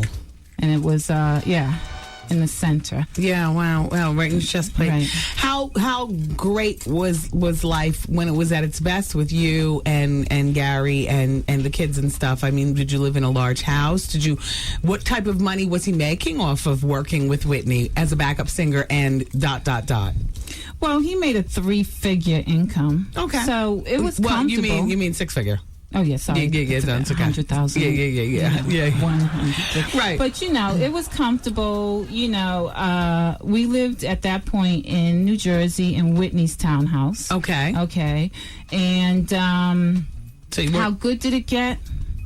How good could it get when he was on drugs? Whatever we had could walk out the door at any point. Gotcha. How good could it get when you're always waiting for the other shoe to fall? Gotcha. But there were moments when we did try to have happiness. But then I feel in some ways also, his mother also, there were points where I felt she sabotaged his sobriety. So how did you do that? Wanting to be the center of attention. In a rehab, he's spilling his guts, and you stop that crying now business. So, you have to, face the music sometimes when it comes to the health of your kids. And now, in terms of Whitney, a lot of people say. A lot of people have said it's Bobby, who made her turn her life around for the worse and everything. I've always said, no, that's Whitney. Whitney does what Whitney wants. Right. Bobby, she just married a partner in crime. But it sounds to me like if there's somebody to point fingers at, could it possibly be Gary and Michael and their behavior? Well, because I think Gary sounds like he was turned out years before Whitney. I don't think that his usage totally had an effect on her. Okay. I think it would have maybe made her say, wait a minute. But there was usage before Bobby. Everybody always used to say, oh, how could she end up with Bobby? Right. They're so much alike in some degrees. Right. They're cut from the same cloth. We see B and Bobby Brown. Do you watch that show? Yes, I do. Do you love it, hate it, or does it just bring back memories of the family? It's tragic. That's all I have to say. It's tragic. Bobby Chris, what kind of young lady is she? I don't know. I haven't seen her in years. Sorry. But it's tragic, and basically I would wish the best for her. But Bobby and Whitney are cut from the same cloth. They both have strong personalities in their mothers. They both had or have that same cool papa father, the dresser, the fast, smooth talker type of man. And then they both, are generations out of the projects. Right. So, and another thing as far as Bobby and Whitney, my personal opinion is we can't forget that people called her Whitey Houston. Okay? So, of course, she's going to latch on to somebody who's just as black as he can be. Right. To legitimize that she is black. Yeah. The private prep school, and I just always, my weakness is I always look at the picture behind the person. Right. So there's a lot behind the whole story. Right. So, where we're at now is my daughter's college education. That's right. And what I need, and I just don't appreciate them drop kicking my daughter. Now tell me about Georgia law pertaining to, because I know a little something. I believe in New Jersey, it's when a child turns 18, a parent is the father is no longer responsible for sending the child support. Is that the way it is in New Jersey? In New Jersey, okay. If the child is full-time enrolled in college, it's a given that he's going to continue to pay child support. It's a given, or if it's law, or it's law? I believe it's law. Okay, what's the law in Georgia? This is where you live. This is where Gary lives, and we're looking for an attorney to possibly take Monique Houston's case. And you can feel free to get at me either on the fax machine at 866-WENDY-FAX or email my assistant, Nicole at WBLS.com. An attorney who is familiar with going after money for child support. What's the law in Georgia, to the best of your knowledge? In Georgia law, at 18, you are emancipated. Do you have a private attorney? No, I don't. How have you been fighting this case? I haven't been. I tried to head off this type of action by, one thing I do have to say about New Jersey courts, they will kind of give you a guide. Fill in the blanks type of thing as far as the paperwork. In Georgia, they're afraid to give you any type of guidance and to do it on your own type of thing because they're afraid you're gonna take it as legal advice. How far behind monetarily is he with the two kids combined? Well, he was 2 kids combined. As far as Asia, as of about her birthday, 5/26. 5/25, I got a knock on the door with legal papers that he wanted to emancipate her without the proper type of notice. Had he been paying for her all the way up until that point? Yes. Oh, well, so then as far as child support goes, he still owes because she's going to college, but he wasn't years behind. No, like I thought the story was going to be, Not years, but my point is... How much was he paying per month for Asia? Well, can I say that a couple of years ago my child support was decreased, but about $140 something. $140 a month? A week. Oh, a week. A week. How much do you pay, Art? You don't even want to know. Well, if you get rid of that Lexus. So my whole focus is my kids. Okay, now what about your son? He's son. 16 and is he angry? Thank God he's no longer angry. We've been through angry. And that's one reason why I did move to Georgia, to have him closer to his father. Black boys do need that male influence. So what do the guys do? Do they go out on the weekends? My son? Yeah, my son is so into basketball and the mall and the movies and We're going to say goodbye to you in the next break, okay? Okay, All right, you. good.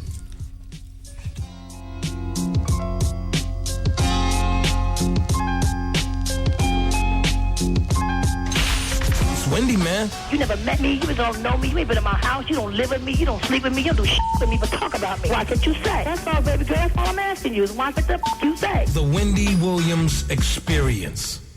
This is exclusively on Wendy Williams. Wendy got the heat. Yeah, this Cassidy the problem. Full Surface is the label. J Records cutting the checks and Rough Riders is the family. And right now, you listening to the Wendy Williams Experience. His big business. You heard that? Oh, yeah. Baby, baby, baby. Kiss me, baby. Says Robin to Monique. Oh. Kiss me, baby. On the lips. Not those lips. It's the Wendy Williams Experience. Everybody here on the radio for you. Thank you, everybody, for turning us on today. Monique! We've got a meeting in the control room up at the mic. Okay, let's talk about Dionne Warwick for a quick second. Okay. Did you socialize at all with Dionne? They found the weed in her bag and whatnot. Is there perhaps a cocaine situation at one time, or maybe a dipping and dabbling that... I didn't have that. Turn on her mic. I didn't have that much contact with Dionne besides certain social events and family events, and she always was very warm and sent me pictures of the kids. And I would like to send my condolences out to her because her mother just passed away. She lost her mother, like a week and a half, 2 weeks ago. Did Sissy treat you lovely, or was she very protective, like the mother lion to her oldest son? Definitely the mother lion. I felt like if I was in line with what she wanted me to do, which was more so babysit her son, then I was the angel. When I was standing up for my rights and my kids' rights, and this is what we should do, and this is the action we should take. But you and Michael never actually, Gary. You and Gary, excuse me, Michael's Whitney's other sister. brother. You and Gary never had a chance to stand up for your own because you always lived. First of all, Whitney employed Gary, who took care of you and the kids. Whitney owned the condo that you and Gary lived in. Yes. Now, did she ever get wild with you and throw you all out because you weren't living up to her ways? Well, when I decided to really take some forceful action and lock Gary out of the townhouse. Why did you do that? Because of physical abuse? Because of physical abuse, drugs. And I didn't want all of our possessions to end up out in East Orange on the street. Because he was cool with the pawn people. Right, or whoever. Drug dealers would take your car for the night. Okay. They would take your wedding band. Oh. You know, we saw like 3 go out the door. Oh, wedding bands. Oh. Anything. Toasters. Gucci bags. Waffle irons. Greasy waffle irons. Damn. Oh, he was a real head. Okay. So, you know, it got to the point where I'm locking him out of concern for me and the kids. And you have to take strong action. You can't enable people. If they still have clothes on their back, food to eat, a car to drive, and a job, they're going to continue to use. Right. So I cut out the shelter. And I got phone calls. That's not your house, from Mrs. Houston. You don't pay the bills there. From Whitney. Sissy. From Sissy, okay. Did you call her Sissy or Mrs. Houston? I would not make the mistake of calling her Sissy. Oh. I did once. I was corrected. And what did she say? Well, she didn't say Aunt Bay, the Aunt Bay. Oh, no, that's Mrs. Houston. Okay. So it got to the point where another knock on the door. Surprise. Boom, boom, boom. Once again. Okay. I had a cousin in town with her husband, and I'm behind a dryer trying to re-hook up the hose. And entertaining your cousin and her husband in Whitney's condo. And then here comes boom, boom, boom. All right. Where's the condo? Where's the condo? Let's get the Verona. setting. Oh. Right there where Ray's Pizza. Oh. Okay. Right there, Bloomfield Avenue, everybody, and Pompton Road. Right. Right there. Okay. Pumped Avenue. Right. Right. And Porsche was outside. One of the first visits ever with Whitney actually coming to the house while we lived there. And she had her backup, Donna Houston. And this was right after she got off her honeymoon. And I was surprised and came in the door. And the funny thing is, I said, "Oh, you look so good," and I squeezed her waist. Oh. And she looked not like that. She looked at me like, oh, and she looked at Donna, and at that point, she was pregnant. But I was like, "You look so good." You know, she had a little swell. But anyways, back to the story. Did you know she was pregnant at the time? No, I didn't. Okay. And she said she wanted to talk to me, went down the basement with her alone. Okay. And she said, What's down there, washer and dryers? No, there was a steam room. Okay. And there was an entertainment center. But Mr. Houston gave us John Houston gave us an entertainment center when we got married. And every single piece walked out the door. So the condo was what, 3 floors? 3 levels. Okay, and basement is the basement level, and there was the wardrobe room that Mrs. Houston had built because she lived in there first. Okay, and when she moved out, for safety reasons, with Gary being on tour, they thought that we should move in there. Okay, and besides my being alone, but whoever money issues. But anyways, back to. Then the boom, boom, boom, I want to talk to you alone. And she basically told me, you know, Gary's out and this is my townhouse. And if it came down to me, either my brother or you, I'd rather have my brother in here. But what about the kids? All right, even forget you, Monique, but you are the mother of her niece and nephew. A 3 and 5-year-old at that time. Yes. And you don't have to tell me twice. I will make it on my own. Okay. I don't need anybody telling me who pays the bills. Was Whitney paying the bills at that particular point? It's all a money trail. Did you ever try to get a job while you were married to help out? Because you graduated with a degree from UMass Amherst. In marketing. Okay. UMass Amherst. Marketing. She's from Boston. Marketing. But I worked part-time. I worked temp jobs.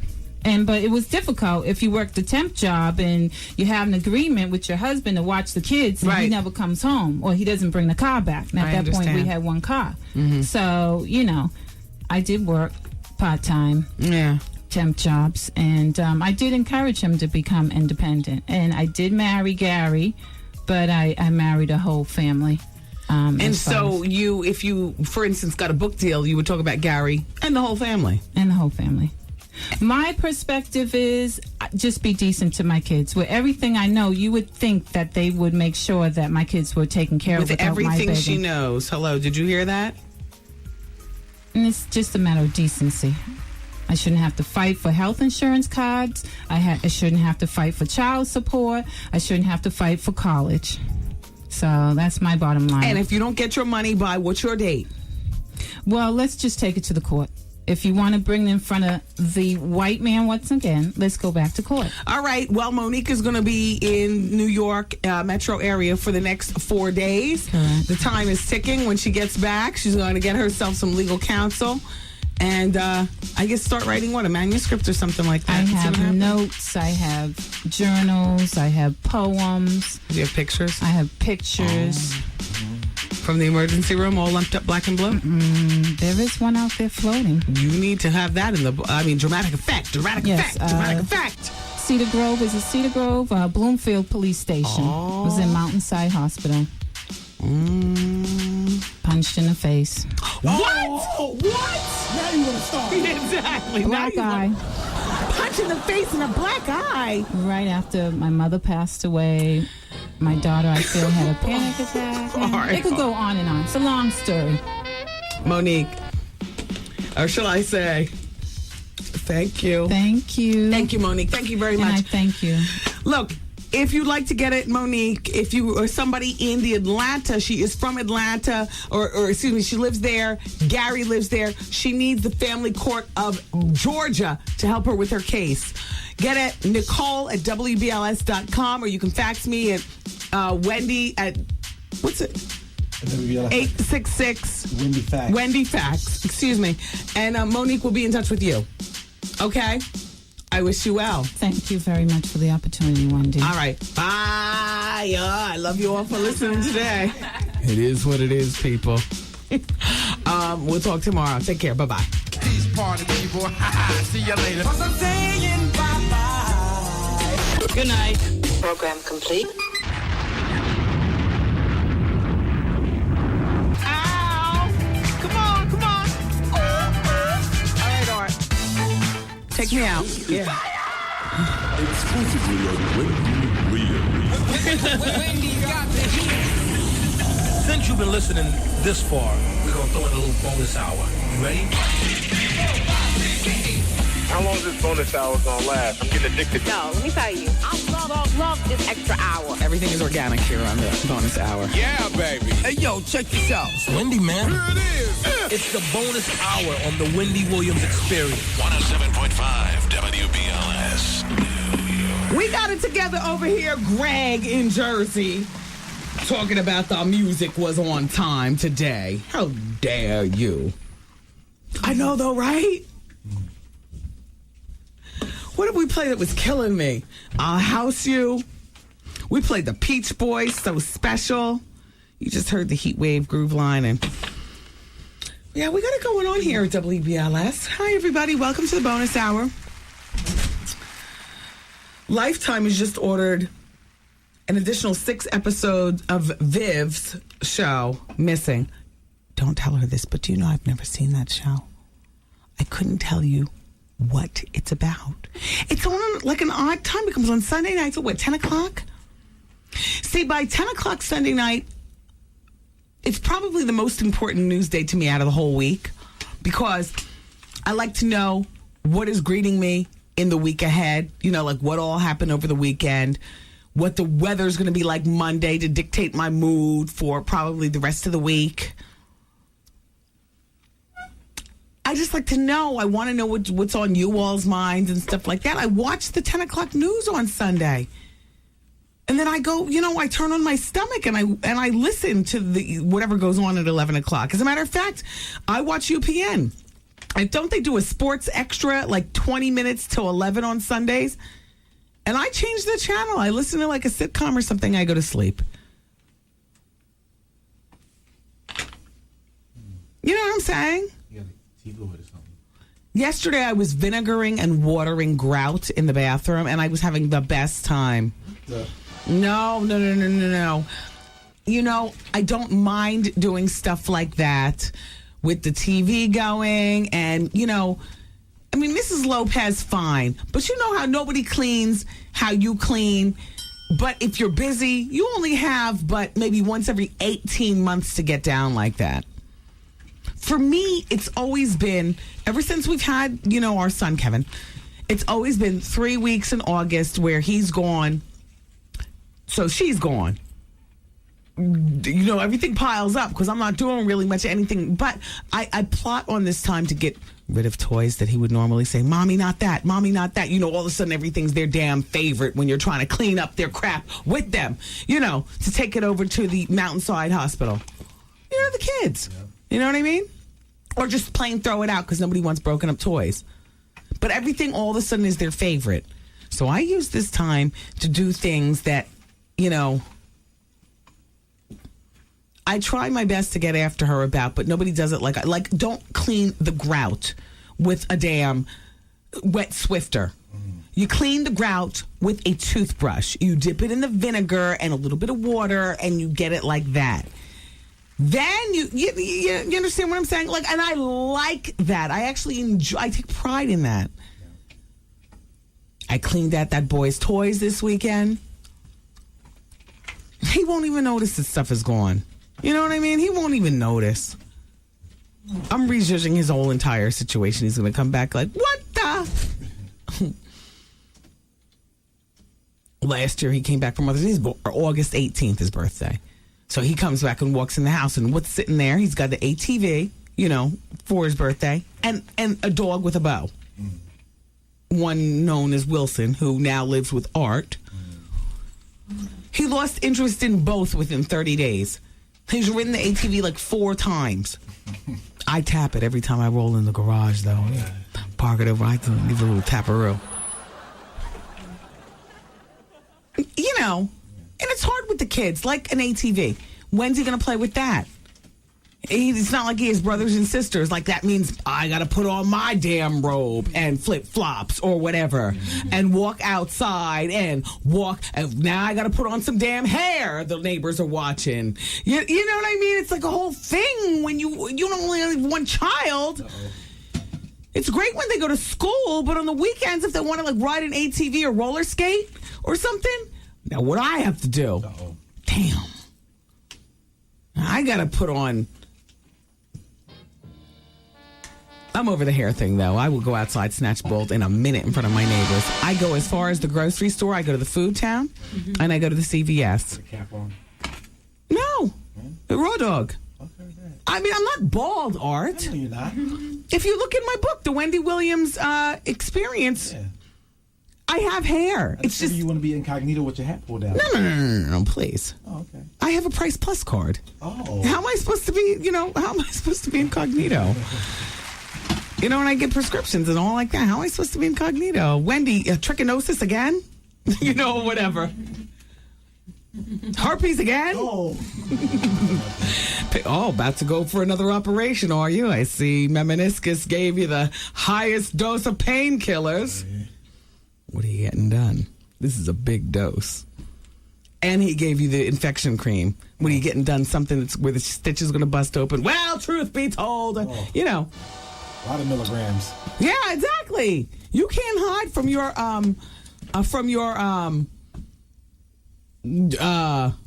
prescriptionologist. What do you call that? Pharmacist. Yeah, exactly. Congratulations. I say all that to say to Vivica Fox. 6 more episodes. I always encourage people to watch the show. It's just that I've never seen it myself. Watch Missing. You all apparently do. Lifetime is saying that the total viewership is up 20% compared to the second season of Missing.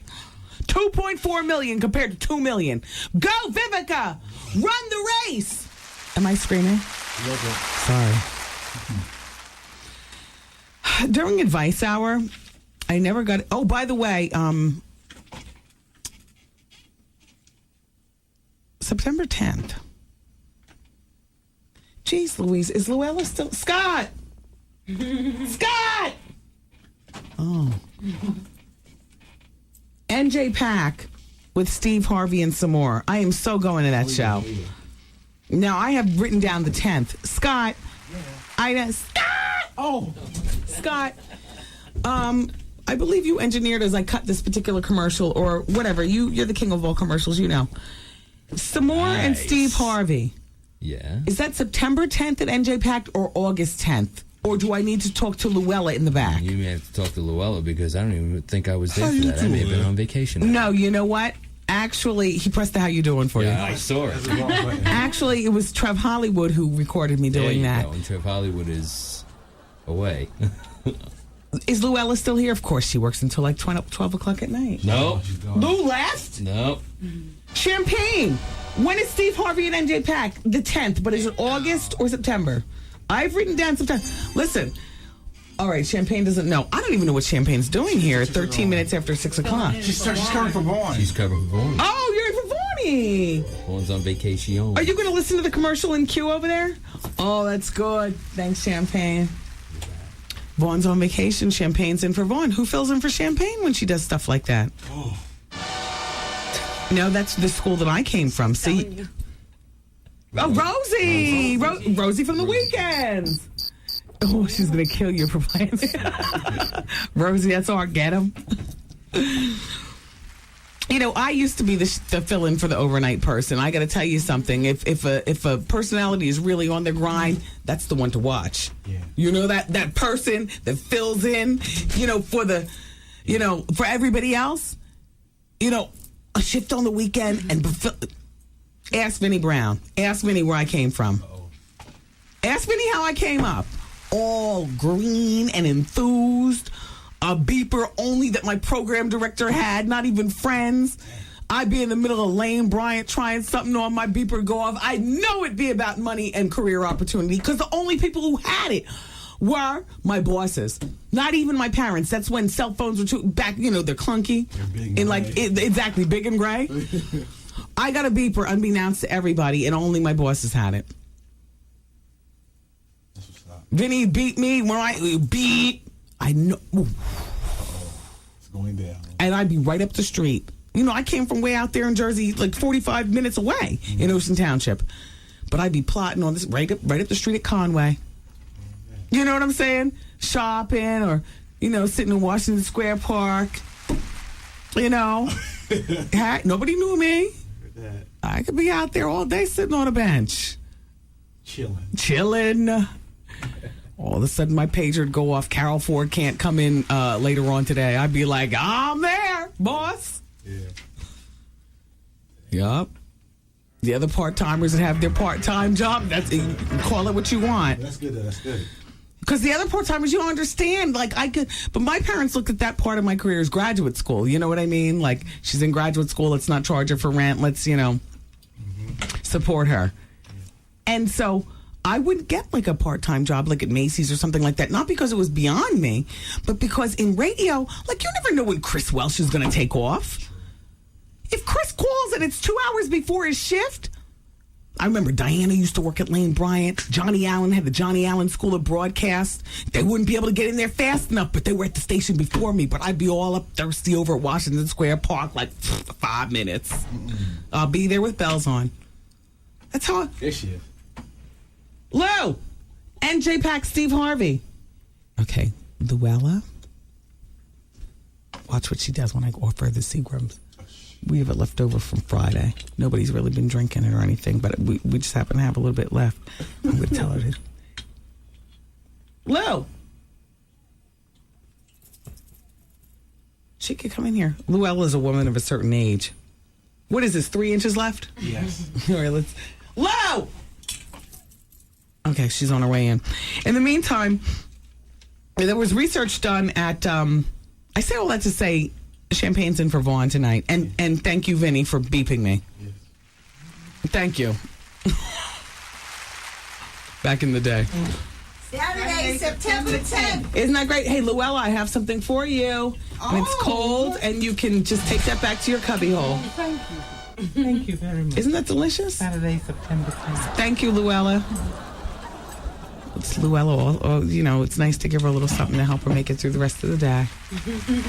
Fans of Seagram's Gin and Juice Red Fury up here. There was a research study done at the Ohio State University. It found that white men and women and black women tend to get richer when they lose weight. In other words, a fat black man, a thin black man don't make no difference. You ain't nothing but a splaboo. But, I'll repeat the information. Researchers at Ohio State University found that white men and white women and black women tend to get richer when they lose weight. The typical person who loses or gains a few pounds had almost no chance in wealth. But those who lost large amounts of weight had a more drastic change in their finances. White men and women who lost 10 points on their body mass index score, their BMI, gained about $12,000 a year. Black women who lost the same gained about $4,480 a year, but weight loss didn't change the salary of the black man. Good evening, my lovely splabo. That's why we got to stand by you all, hold you all up, support you and whatnot, to a point. So Sharissa was up at Rikers Island, I believe it was, correctional facility, performing.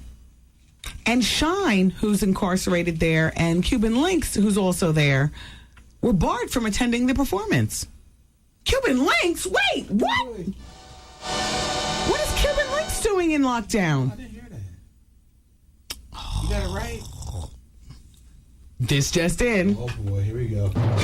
Incarcerated rappers Shine and Cuban Links were recently barred from attending a performance of R&B singer and friend to the Wendy Williams Experience, Sharissa, at Rikers Island Correctional Facility. Sharissa is now signed to Jermaine Dupri's So Def Virgin Record imprint. Request that Shine and Cuban Links attend her show from Rikers Island VIP section. Officials declined the singer's request. Meanwhile, officials told Sharissa not to wear anything too revealing, and 4 guards surrounded her at all times during the performance. She was also warned not to get too cozy with 350 inmates present in the gymnasium. The singers, in love with a thug, reportedly got a rousing response from the crowd. All right, Sharissa, I love you, Shine. Okay. What is Cuban Links doing on lockdown? See, I didn't let her to the better. Right. Friend to the show. You're just on a promo tour. Can somebody let me know that? Maybe somebody's on the phone. If not, the fax machine, 866-GET-WENDY. But let's go to the phone. 866-WENDY-FAX. But let's go to the phone. Hi, Wendy. Hi. I wanted to know, where do you go for your colonics? Oh, I don't want to tell that. I mean, really, the booty is probably, the last bastion of me sharing with every damn body. I mean, I know I shout out to my gynecologist, Dr. Yvette Bridges, but with a colonic, you were strictly going and using, and the place that I discovered, I got them on very private recommendation. They're by appointment only. They could give a crap about a Whitney Houston, a Wendy Williams, a Jay-Z, or Michael Jackson coming in there. They just want their dough. And if you miss an appointment, they want that too. And I got to respect their gangster. But it's a place in Midtown Manhattan. It's by appointment only. It's very private. And the last, when I get my colon blown, I don't need to see any of you all up there in the waiting room. Okay. You don't mind, do you? No, it's all right. But listen, this is what my colon therapist said. She says, if you go to your local health food store, a store that, specializes in an alternative way of medicine, ask them who the good colonic people are. Okay. Okay? Okay, thanks a lot. Okay, take care. Bye-bye. Okay, bye. Hello? Wendy? Hi. Do you think that she'd really get any kind of book deal? Because that story happened 10, 11 years ago. It's not current, really. I mean, Whitney's still doing stuff, but it's not current to the situation right now. And not only that, but the current situation is being unfolded before our eyes with being Bobby Brown, right? Right. So, I mean, does she really have a chance with a book? I mean, stranger things have happened. I mean, I thought it would be incredibly interesting. It was interesting, but I'm saying, I feel for her, like, he should be taking care of his kids or what have you. Right. And I know that those things probably did happen. Right, right. Call me Miss Houston or Mrs. Houston or, garbage like that. But right. Who's going to pay for it? They wanted a book for right now, what's going on right now. Yeah. Well, I told her that the fastest thing to do, as opposed to a book, because if she does a book deal, even right now, the book won't come out for another 2 years. Her daughter is in the freshman program before starting school. A lot of colleges start like this coming week. A lot of high schools and junior high start this coming week or next week. So she needs her money now. Exactly. So I thought that her best angle would be try to get yourself an attorney who would take your case in Atlanta or, in the state of Georgia and try to get your money now. Right. And also, I thought Artie really was bisexual, or that's just the show, because everyone knows that a lot of male models are gay. Yeah, I know. He failed me with that one, too. And what happened to the couple that were looking for somebody to swing with? Remember you had them on your show? I think one was a cop, and they were really... I do, and Art was responsible for that particular dating game, but he dropped the ball. But that was before we got our whole office decorated. Wait, unless of course Artie was the one that they swung with. No, Artie swung with the cop up in Westchester County and his wife. Oh, all right. Bye. It's a whole different situation. Bye, Wendy. Bye. Hello, Wendy. Hi. Hi. Hey. This is Bambi. What's that? Oh, that's a stripper name. I know. Even if you don't strip, you better be devastating to look at. Who do you look like who's famous? I just saw you the other day, Eugene. I was the one that said hello to you just as you came out. Oh, I got a lot of love at Eugene's. I don't remember you in particular. I had such a good time on Friday night. You look beautiful, okay? You are slim, very slim, but you look like a Barbie doll. You're beautiful. Thank you, Bambi. And I support you. You're great. Thank you, Bambi. Now, look, did your mother give you that name? No, that's my nickname. Okay, all right. So what's going I'm not a on? stripper. I'm a mother. Oh, okay. A mother and a secretary. Are you making dinner now? No, I'm actually smoking some weed and just chilling back. On your way home? No, I'm at home. Okay. Well, I appreciate you listening, Bambi. Yes. Take care. That name must do well for you with the boys. Well, the men seem to like it. Yeah. They all think I'm strippers, and I have the big titties and the nice shades. So yeah. Hey, Bambi, thanks for coming out. That birthday celebration on Friday at Eugene's was really, really nice. I had a fun time. Yes, I had a good time too. Yeah. All right, Bam, take care. All right, thanks. Bye-bye. Bye. Next spot is August 7th at Exit on the Rooftop. Nice listening party going on. And so you know how that is, a rooftop, the night breeze, your dress or whatever you're going to wear billowing in the winds, the music. Just rooftop is so sexy in Manhattan this time. Exit 7th this time of year. Or August 7th, rather. Hello? Hey, Miss Wendy. Hey. How are you? I'm doing well. How are you? Not too good. Uh-oh. Okay, a couple of things are going on. Mm-hmm. Kind of grounded. Huh? Hello? Yeah.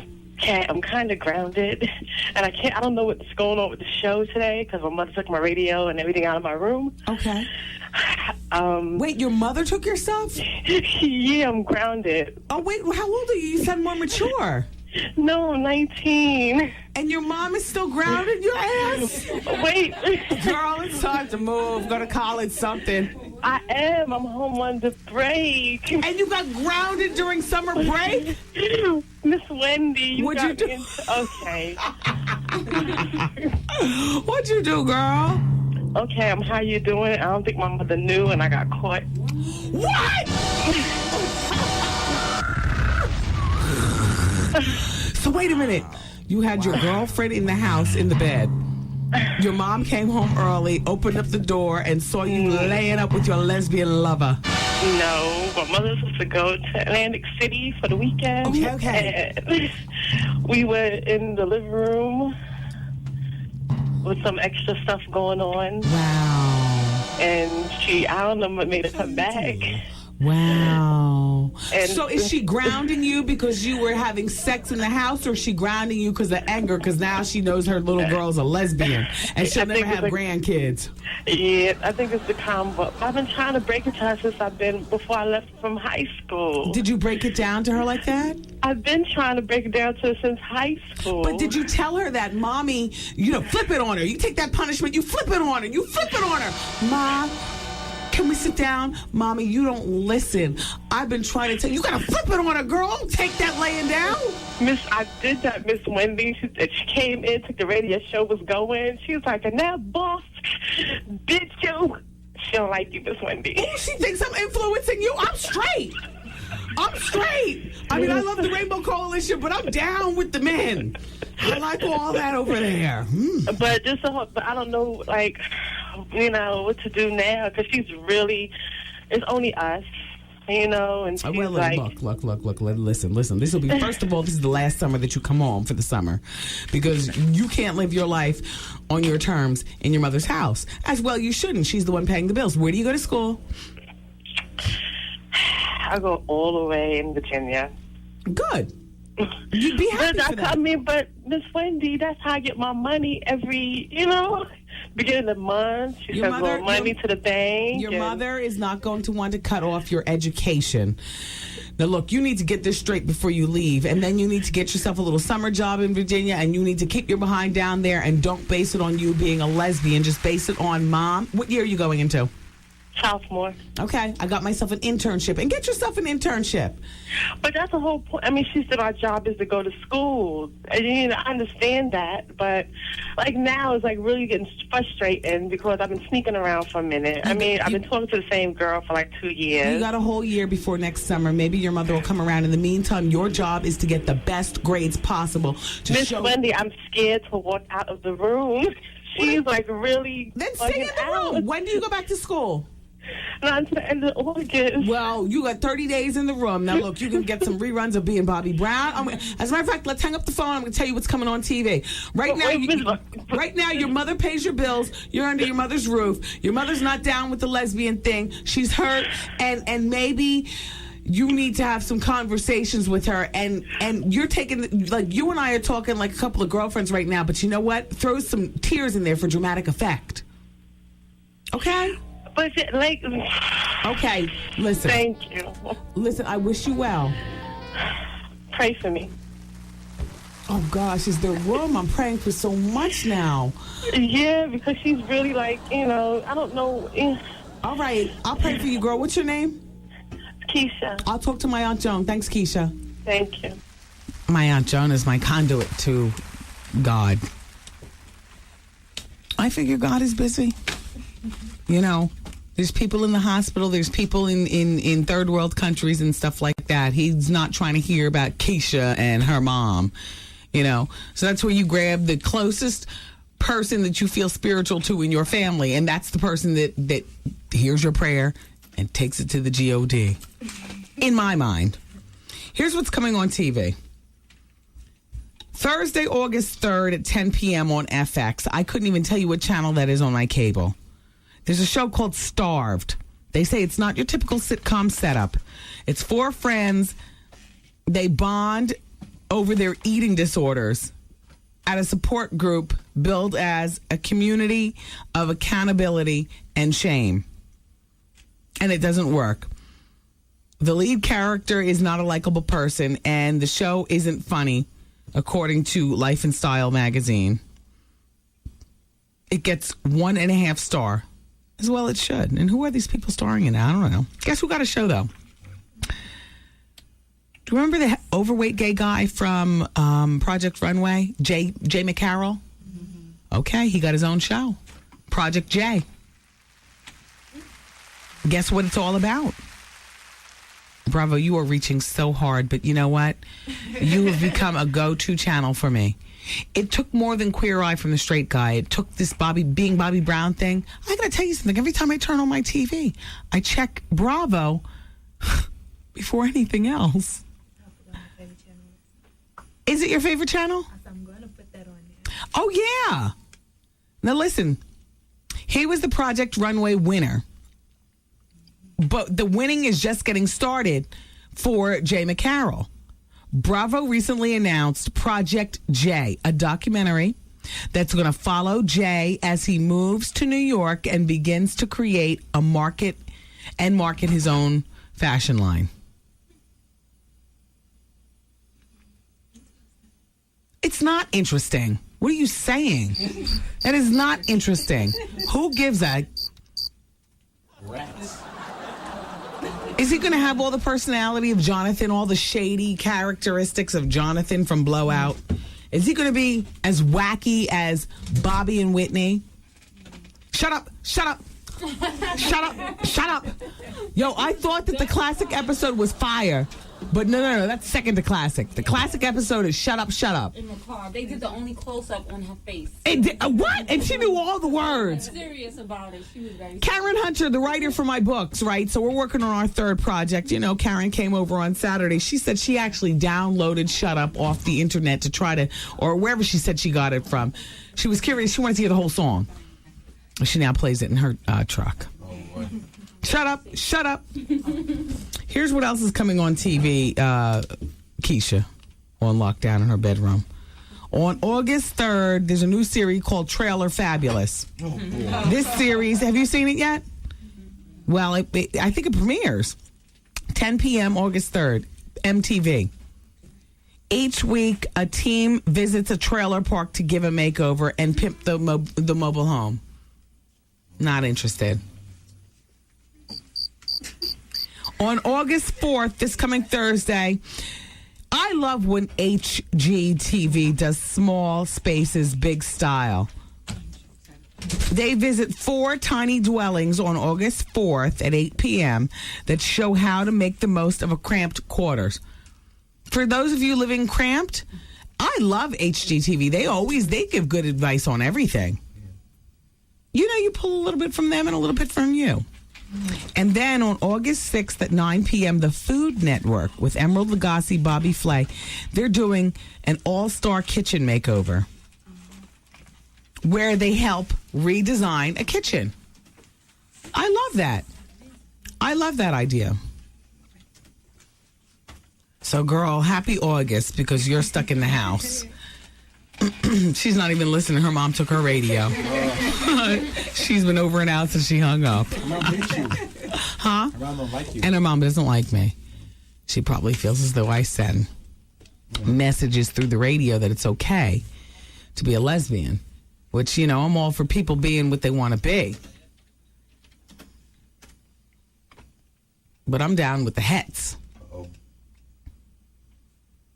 All that down there bunched up in your jeans. Oh, yeasty. I applaud the lesbians and the men.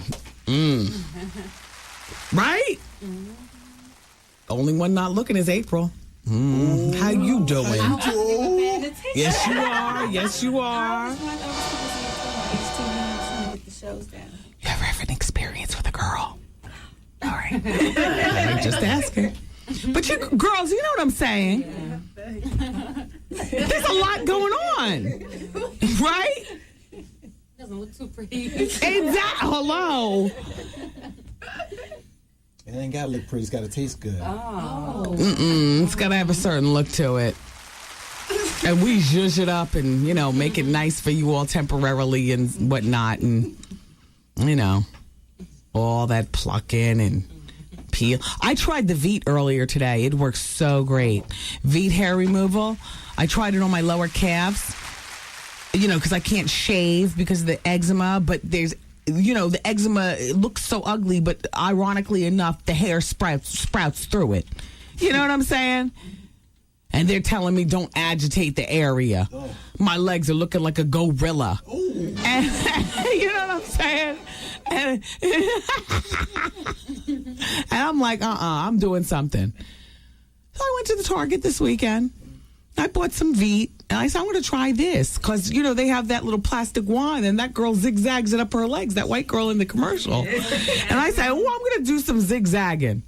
Yesterday, I was so busy cooking and everything, I didn't have time to zigzag. This morning, I woke up at 5:30. I got 12 hours of sleep last night. I was so like, I'm here. This morning when I woke up, I was like, I am ready for the world. The sun wasn't even up.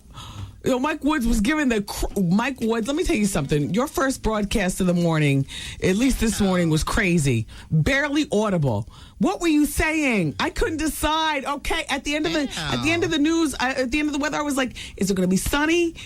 What is going to happen? I don't see that strip of pink. The sun rises in our bedroom. But, you know, we look for that strip of pink. The pink means, oh, shoot, pour the cornflakes. It's going to be a golden day. I didn't see the pink. And I'm like, okay, I have a lot to do today. Mike Woods, talk to me. So I'm in the bathroom veeting. It worked beautifully. My legs aren't irritated. And I come in the audience, in the office, and I'm thinking I'm going to tell the audience about this. But first I share with the girls in the office. We always do. It's like a girls' club back there. I love that we've built like a girls' club with the interns, you girls. Yeah, we've built, and I use the word girls. We're women, but girls is just, don't ever let go of the girl in you. Otherwise you'll be, old or something. Or something. Always embrace the girl in you. So anyway, I come into the girls' club, and I'm like, girls, I tried Veet, and it works great. And Nicole, my assistant, says, I Veet under my arms. I love it. I was tired of shaving every day. The Veet gets down deeper than the roots. She doesn't have to shave every day. And that plastic thing. And so I'm like, okay, you tried it under your arms, and I tried it on my legs. I love it. I will never go to a razor or Nair or waxing or any of that stuff ever again. Veet is the move. You gotta Veet. If you're not Veeting, then you're missing out on a really fast 6 minutes. You keep it on your legs. You know what that 6 minutes? I Veeted. I went down to the coffee maker, put my coffee together, came back upstairs, waited for it to percolate. By that, it was time to take it off. I'm zigzagging up my legs. I was looking for it to affect my eczema. Yeah. No effect. By the way, I didn't wear the go-go boots on Friday at the party. I wore jeans. Yeah, no. I wore jeans and a tube top. There you go. Yeah, I wore jeans and a tube top, and had a nice time on Friday night. All right, let's take a break. We'll be back with more of the Wendy Williams Experience. Hey, listen, champagne's in for Vaughn Harper tonight on The Quiet Storm on 107.5 WBLS. How you doing? Turn it up. Dance together in the minefield. And 3, 2, 1, break. Yo, what up? This your boy, MH Marcus Houston, and you're listening to the bonus hour on 107.5 WBLS. We got joints. For days. That seemed a little fast to me, though. Rich, was that a little fast? How you doing? Yeah, that was a little fast. That was sped up. Mm-hmm. Wendy, I'm a 29-year-old white woman, and I just want to start by saying, oh, come on, turn that off. I just want to start by saying I enjoy listening to you every day. I think you're very funny and witty. I truly believe that you tell it like it is. However, I find myself often being annoyed with you in some of your comments. These random comments seem to have racial undertones. You seem to always pull the race card and make generalizations about white people. I myself am open-minded, and I hate hearing discrimination for any race. How are you going to draw a larger audience if you put white folks down? Unless you don't want white people listening to you. Signed, White and Wild About Wendy. Oh. I love that you listen. But you know what? And I am not racist. However, racism is felt by black people every day, at least 3 times a day. Unless you're just walking around like a zombie and not paying attention. There is some sort of thing that is based on your color that happens to you every day, and at least 3 times, and you might not realize it, but it does. You go to the grocery store, you pass a 20, and they want to run the magic marker over it like you're up to some counterfeit crap. Come on. You know. they look you over and tell you how nice you look with that undertone as if you're supposed to be broken down because it's 11 o'clock in the morning and most decent people are working and they want to open up conversation more like what's a pickaninny kizzy like you doing walking around the mall at 11:30 in the morning. Here are some free coupons to Popeyes. Isn't there always an undertone? Even if, you know what? Even if there was nothing meant by those coupons, it could mean, here, Artie, here's some free coupons for Popeyes. I know you people love chicken. Yeah! And I am sure that black station WBLS is not paying you, your boss, whoever, enough. I understand you have a daughter and you're trying to make your way in the world. Yeah. Why don't you take these coupons for Popeye and get yourself something to eat?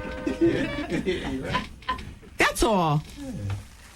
I love that whoever's listening to this show that you all listen, because there are a lot of you all out there and I appreciate it. But the fact is the fact. And the fact is that we face it at least 3 times a day. And ladies, we face sexism 3 more times a day. So if you're black and you're a woman, or even if you're white and if you're a white woman, do you realize at least 3 times a day somebody's giving it to you because you're a woman? Do you realize that my plan tonight was to go to Home Depot, but I can't? You want to know why? Oh. I'm wearing stilettos. Exactly.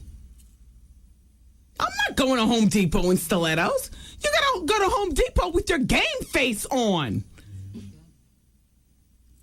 That's sexism. That's not even race. That's the sexism part. Yeah. So I'm going over to Monty's to get me a plate of soul food. Shout out to everybody in Irvington. And then I'm going home. And I'll watch how I'm dressed tomorrow to go to Home Depot. Man up. Because the sexism. Racism and sexism are prevalent, woman, and I understand you're an open-minded woman. You're one of those, types of, I guess, white people that we're not talking about you. We're talking about them. And most likely, they aren't even listening. They're still waiting for Opie and Anthony to return or something. I don't know. And by the way, you can be addicted to weed. This is going back to Advice Hour. Vanessa Allen is a PhD, and she's an assistant professor and coordinator with Addiction Studies program over at Montclair University. And she was listening to Advice Hour when that man called up and he said he was addicted to weed. And I guess I treated him the way probably a lot of people get treated when they say they're addicted to weed, which is, oh, come on. Oh, get off my phone, you fake phony fraud. Bob Grant's no longer around to use that. I think I can use that now. Shout out to the Bob Grant. He used to, get off my phone, you fake phony fraud. Bitter old man on AM. She says, yes, my dear Wendy, it is quite addictive. And one of the most difficult problems that these individuals face is the fact that no one takes their addiction seriously. She also goes on to write a long dissertation. Dr. Vanessa, I'm going to save your facts. I would love for you to come in and explain. In the meantime, the game, he was in London, and he was treated to a personal tour of Buckingham Palace because one of his biggest fans happens to be Prince Harry. Prince Harry personally escorted him all through Buckingham Palace to show him, a little bit of this and a little bit of that. And so, Game wanted to check out the Queen's jewels. And that's, I'm sure, when Harry said, "Splaboo, please." Meanwhile, the Game's concert in Manchester at the Apollo got kind of nasty when an audience member shouted 50 while Game is performing G-Unit, following his performance of the song Dreams. And this particular fan apparently got close enough to Game, got close enough to spit in Game's face. And apparently security swooped down and took him away. Mm-hmm.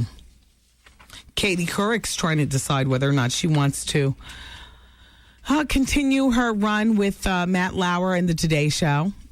Here's her quote. Well, first of all, you need to know that her contract expires next May. And she says she faces the question to continue or not. Have you considered it, Katie? And here's her quote. I have. When it's operating on all 4 cylinders, one of the best jobs in television is this job. At the same time, everybody needs recharging. Well, she's 48. She's been approached by CBS News about doing an evening anchorship. So, we'll find out what happens. Her contract is up in May, though. So we'll see.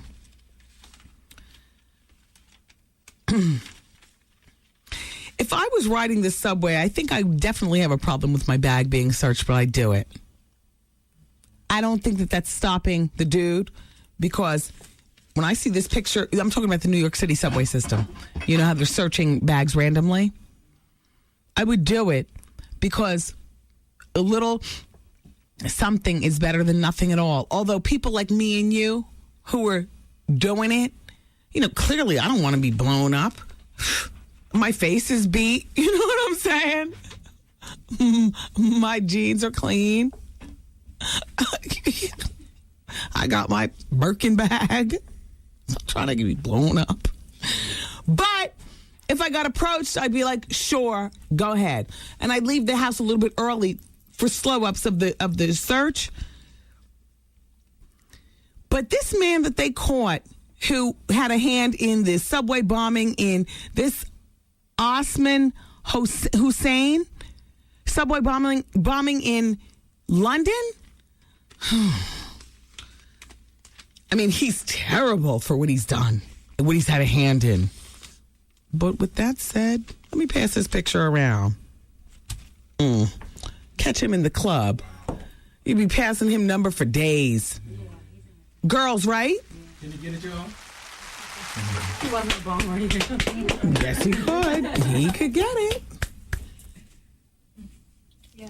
Yeah, and so, see, that's not the guy that people are looking for. I don't think the cops are stopping him because he doesn't even look like his name would be Osman Hussein. He looks like Derek Johnson from Red Bank. Who plays basketball and is up in Club Exit on the rooftop, hollering at Keno, trying to get into the VIP. Oh. Wow. All them looks going to waste. You're a bad man. You're a bad man. You're a bad man.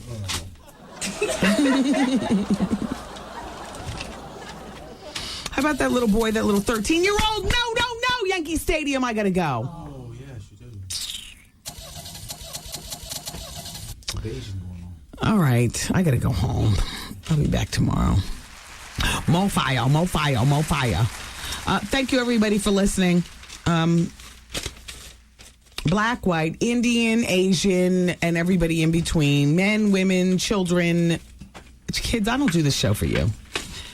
Miss Wendy does the show for the grown and sexy. If you happen to be listening, I appreciate it. It's like my parents would tell me not to watch Mary Hartman, and Fernwood Tonight, and Soap.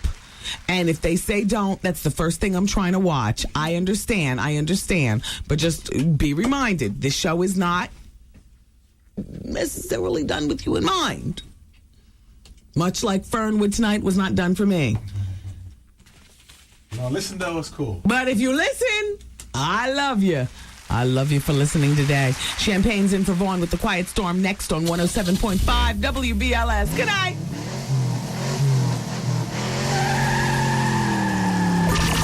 The Wendy Williams Broadcast Day.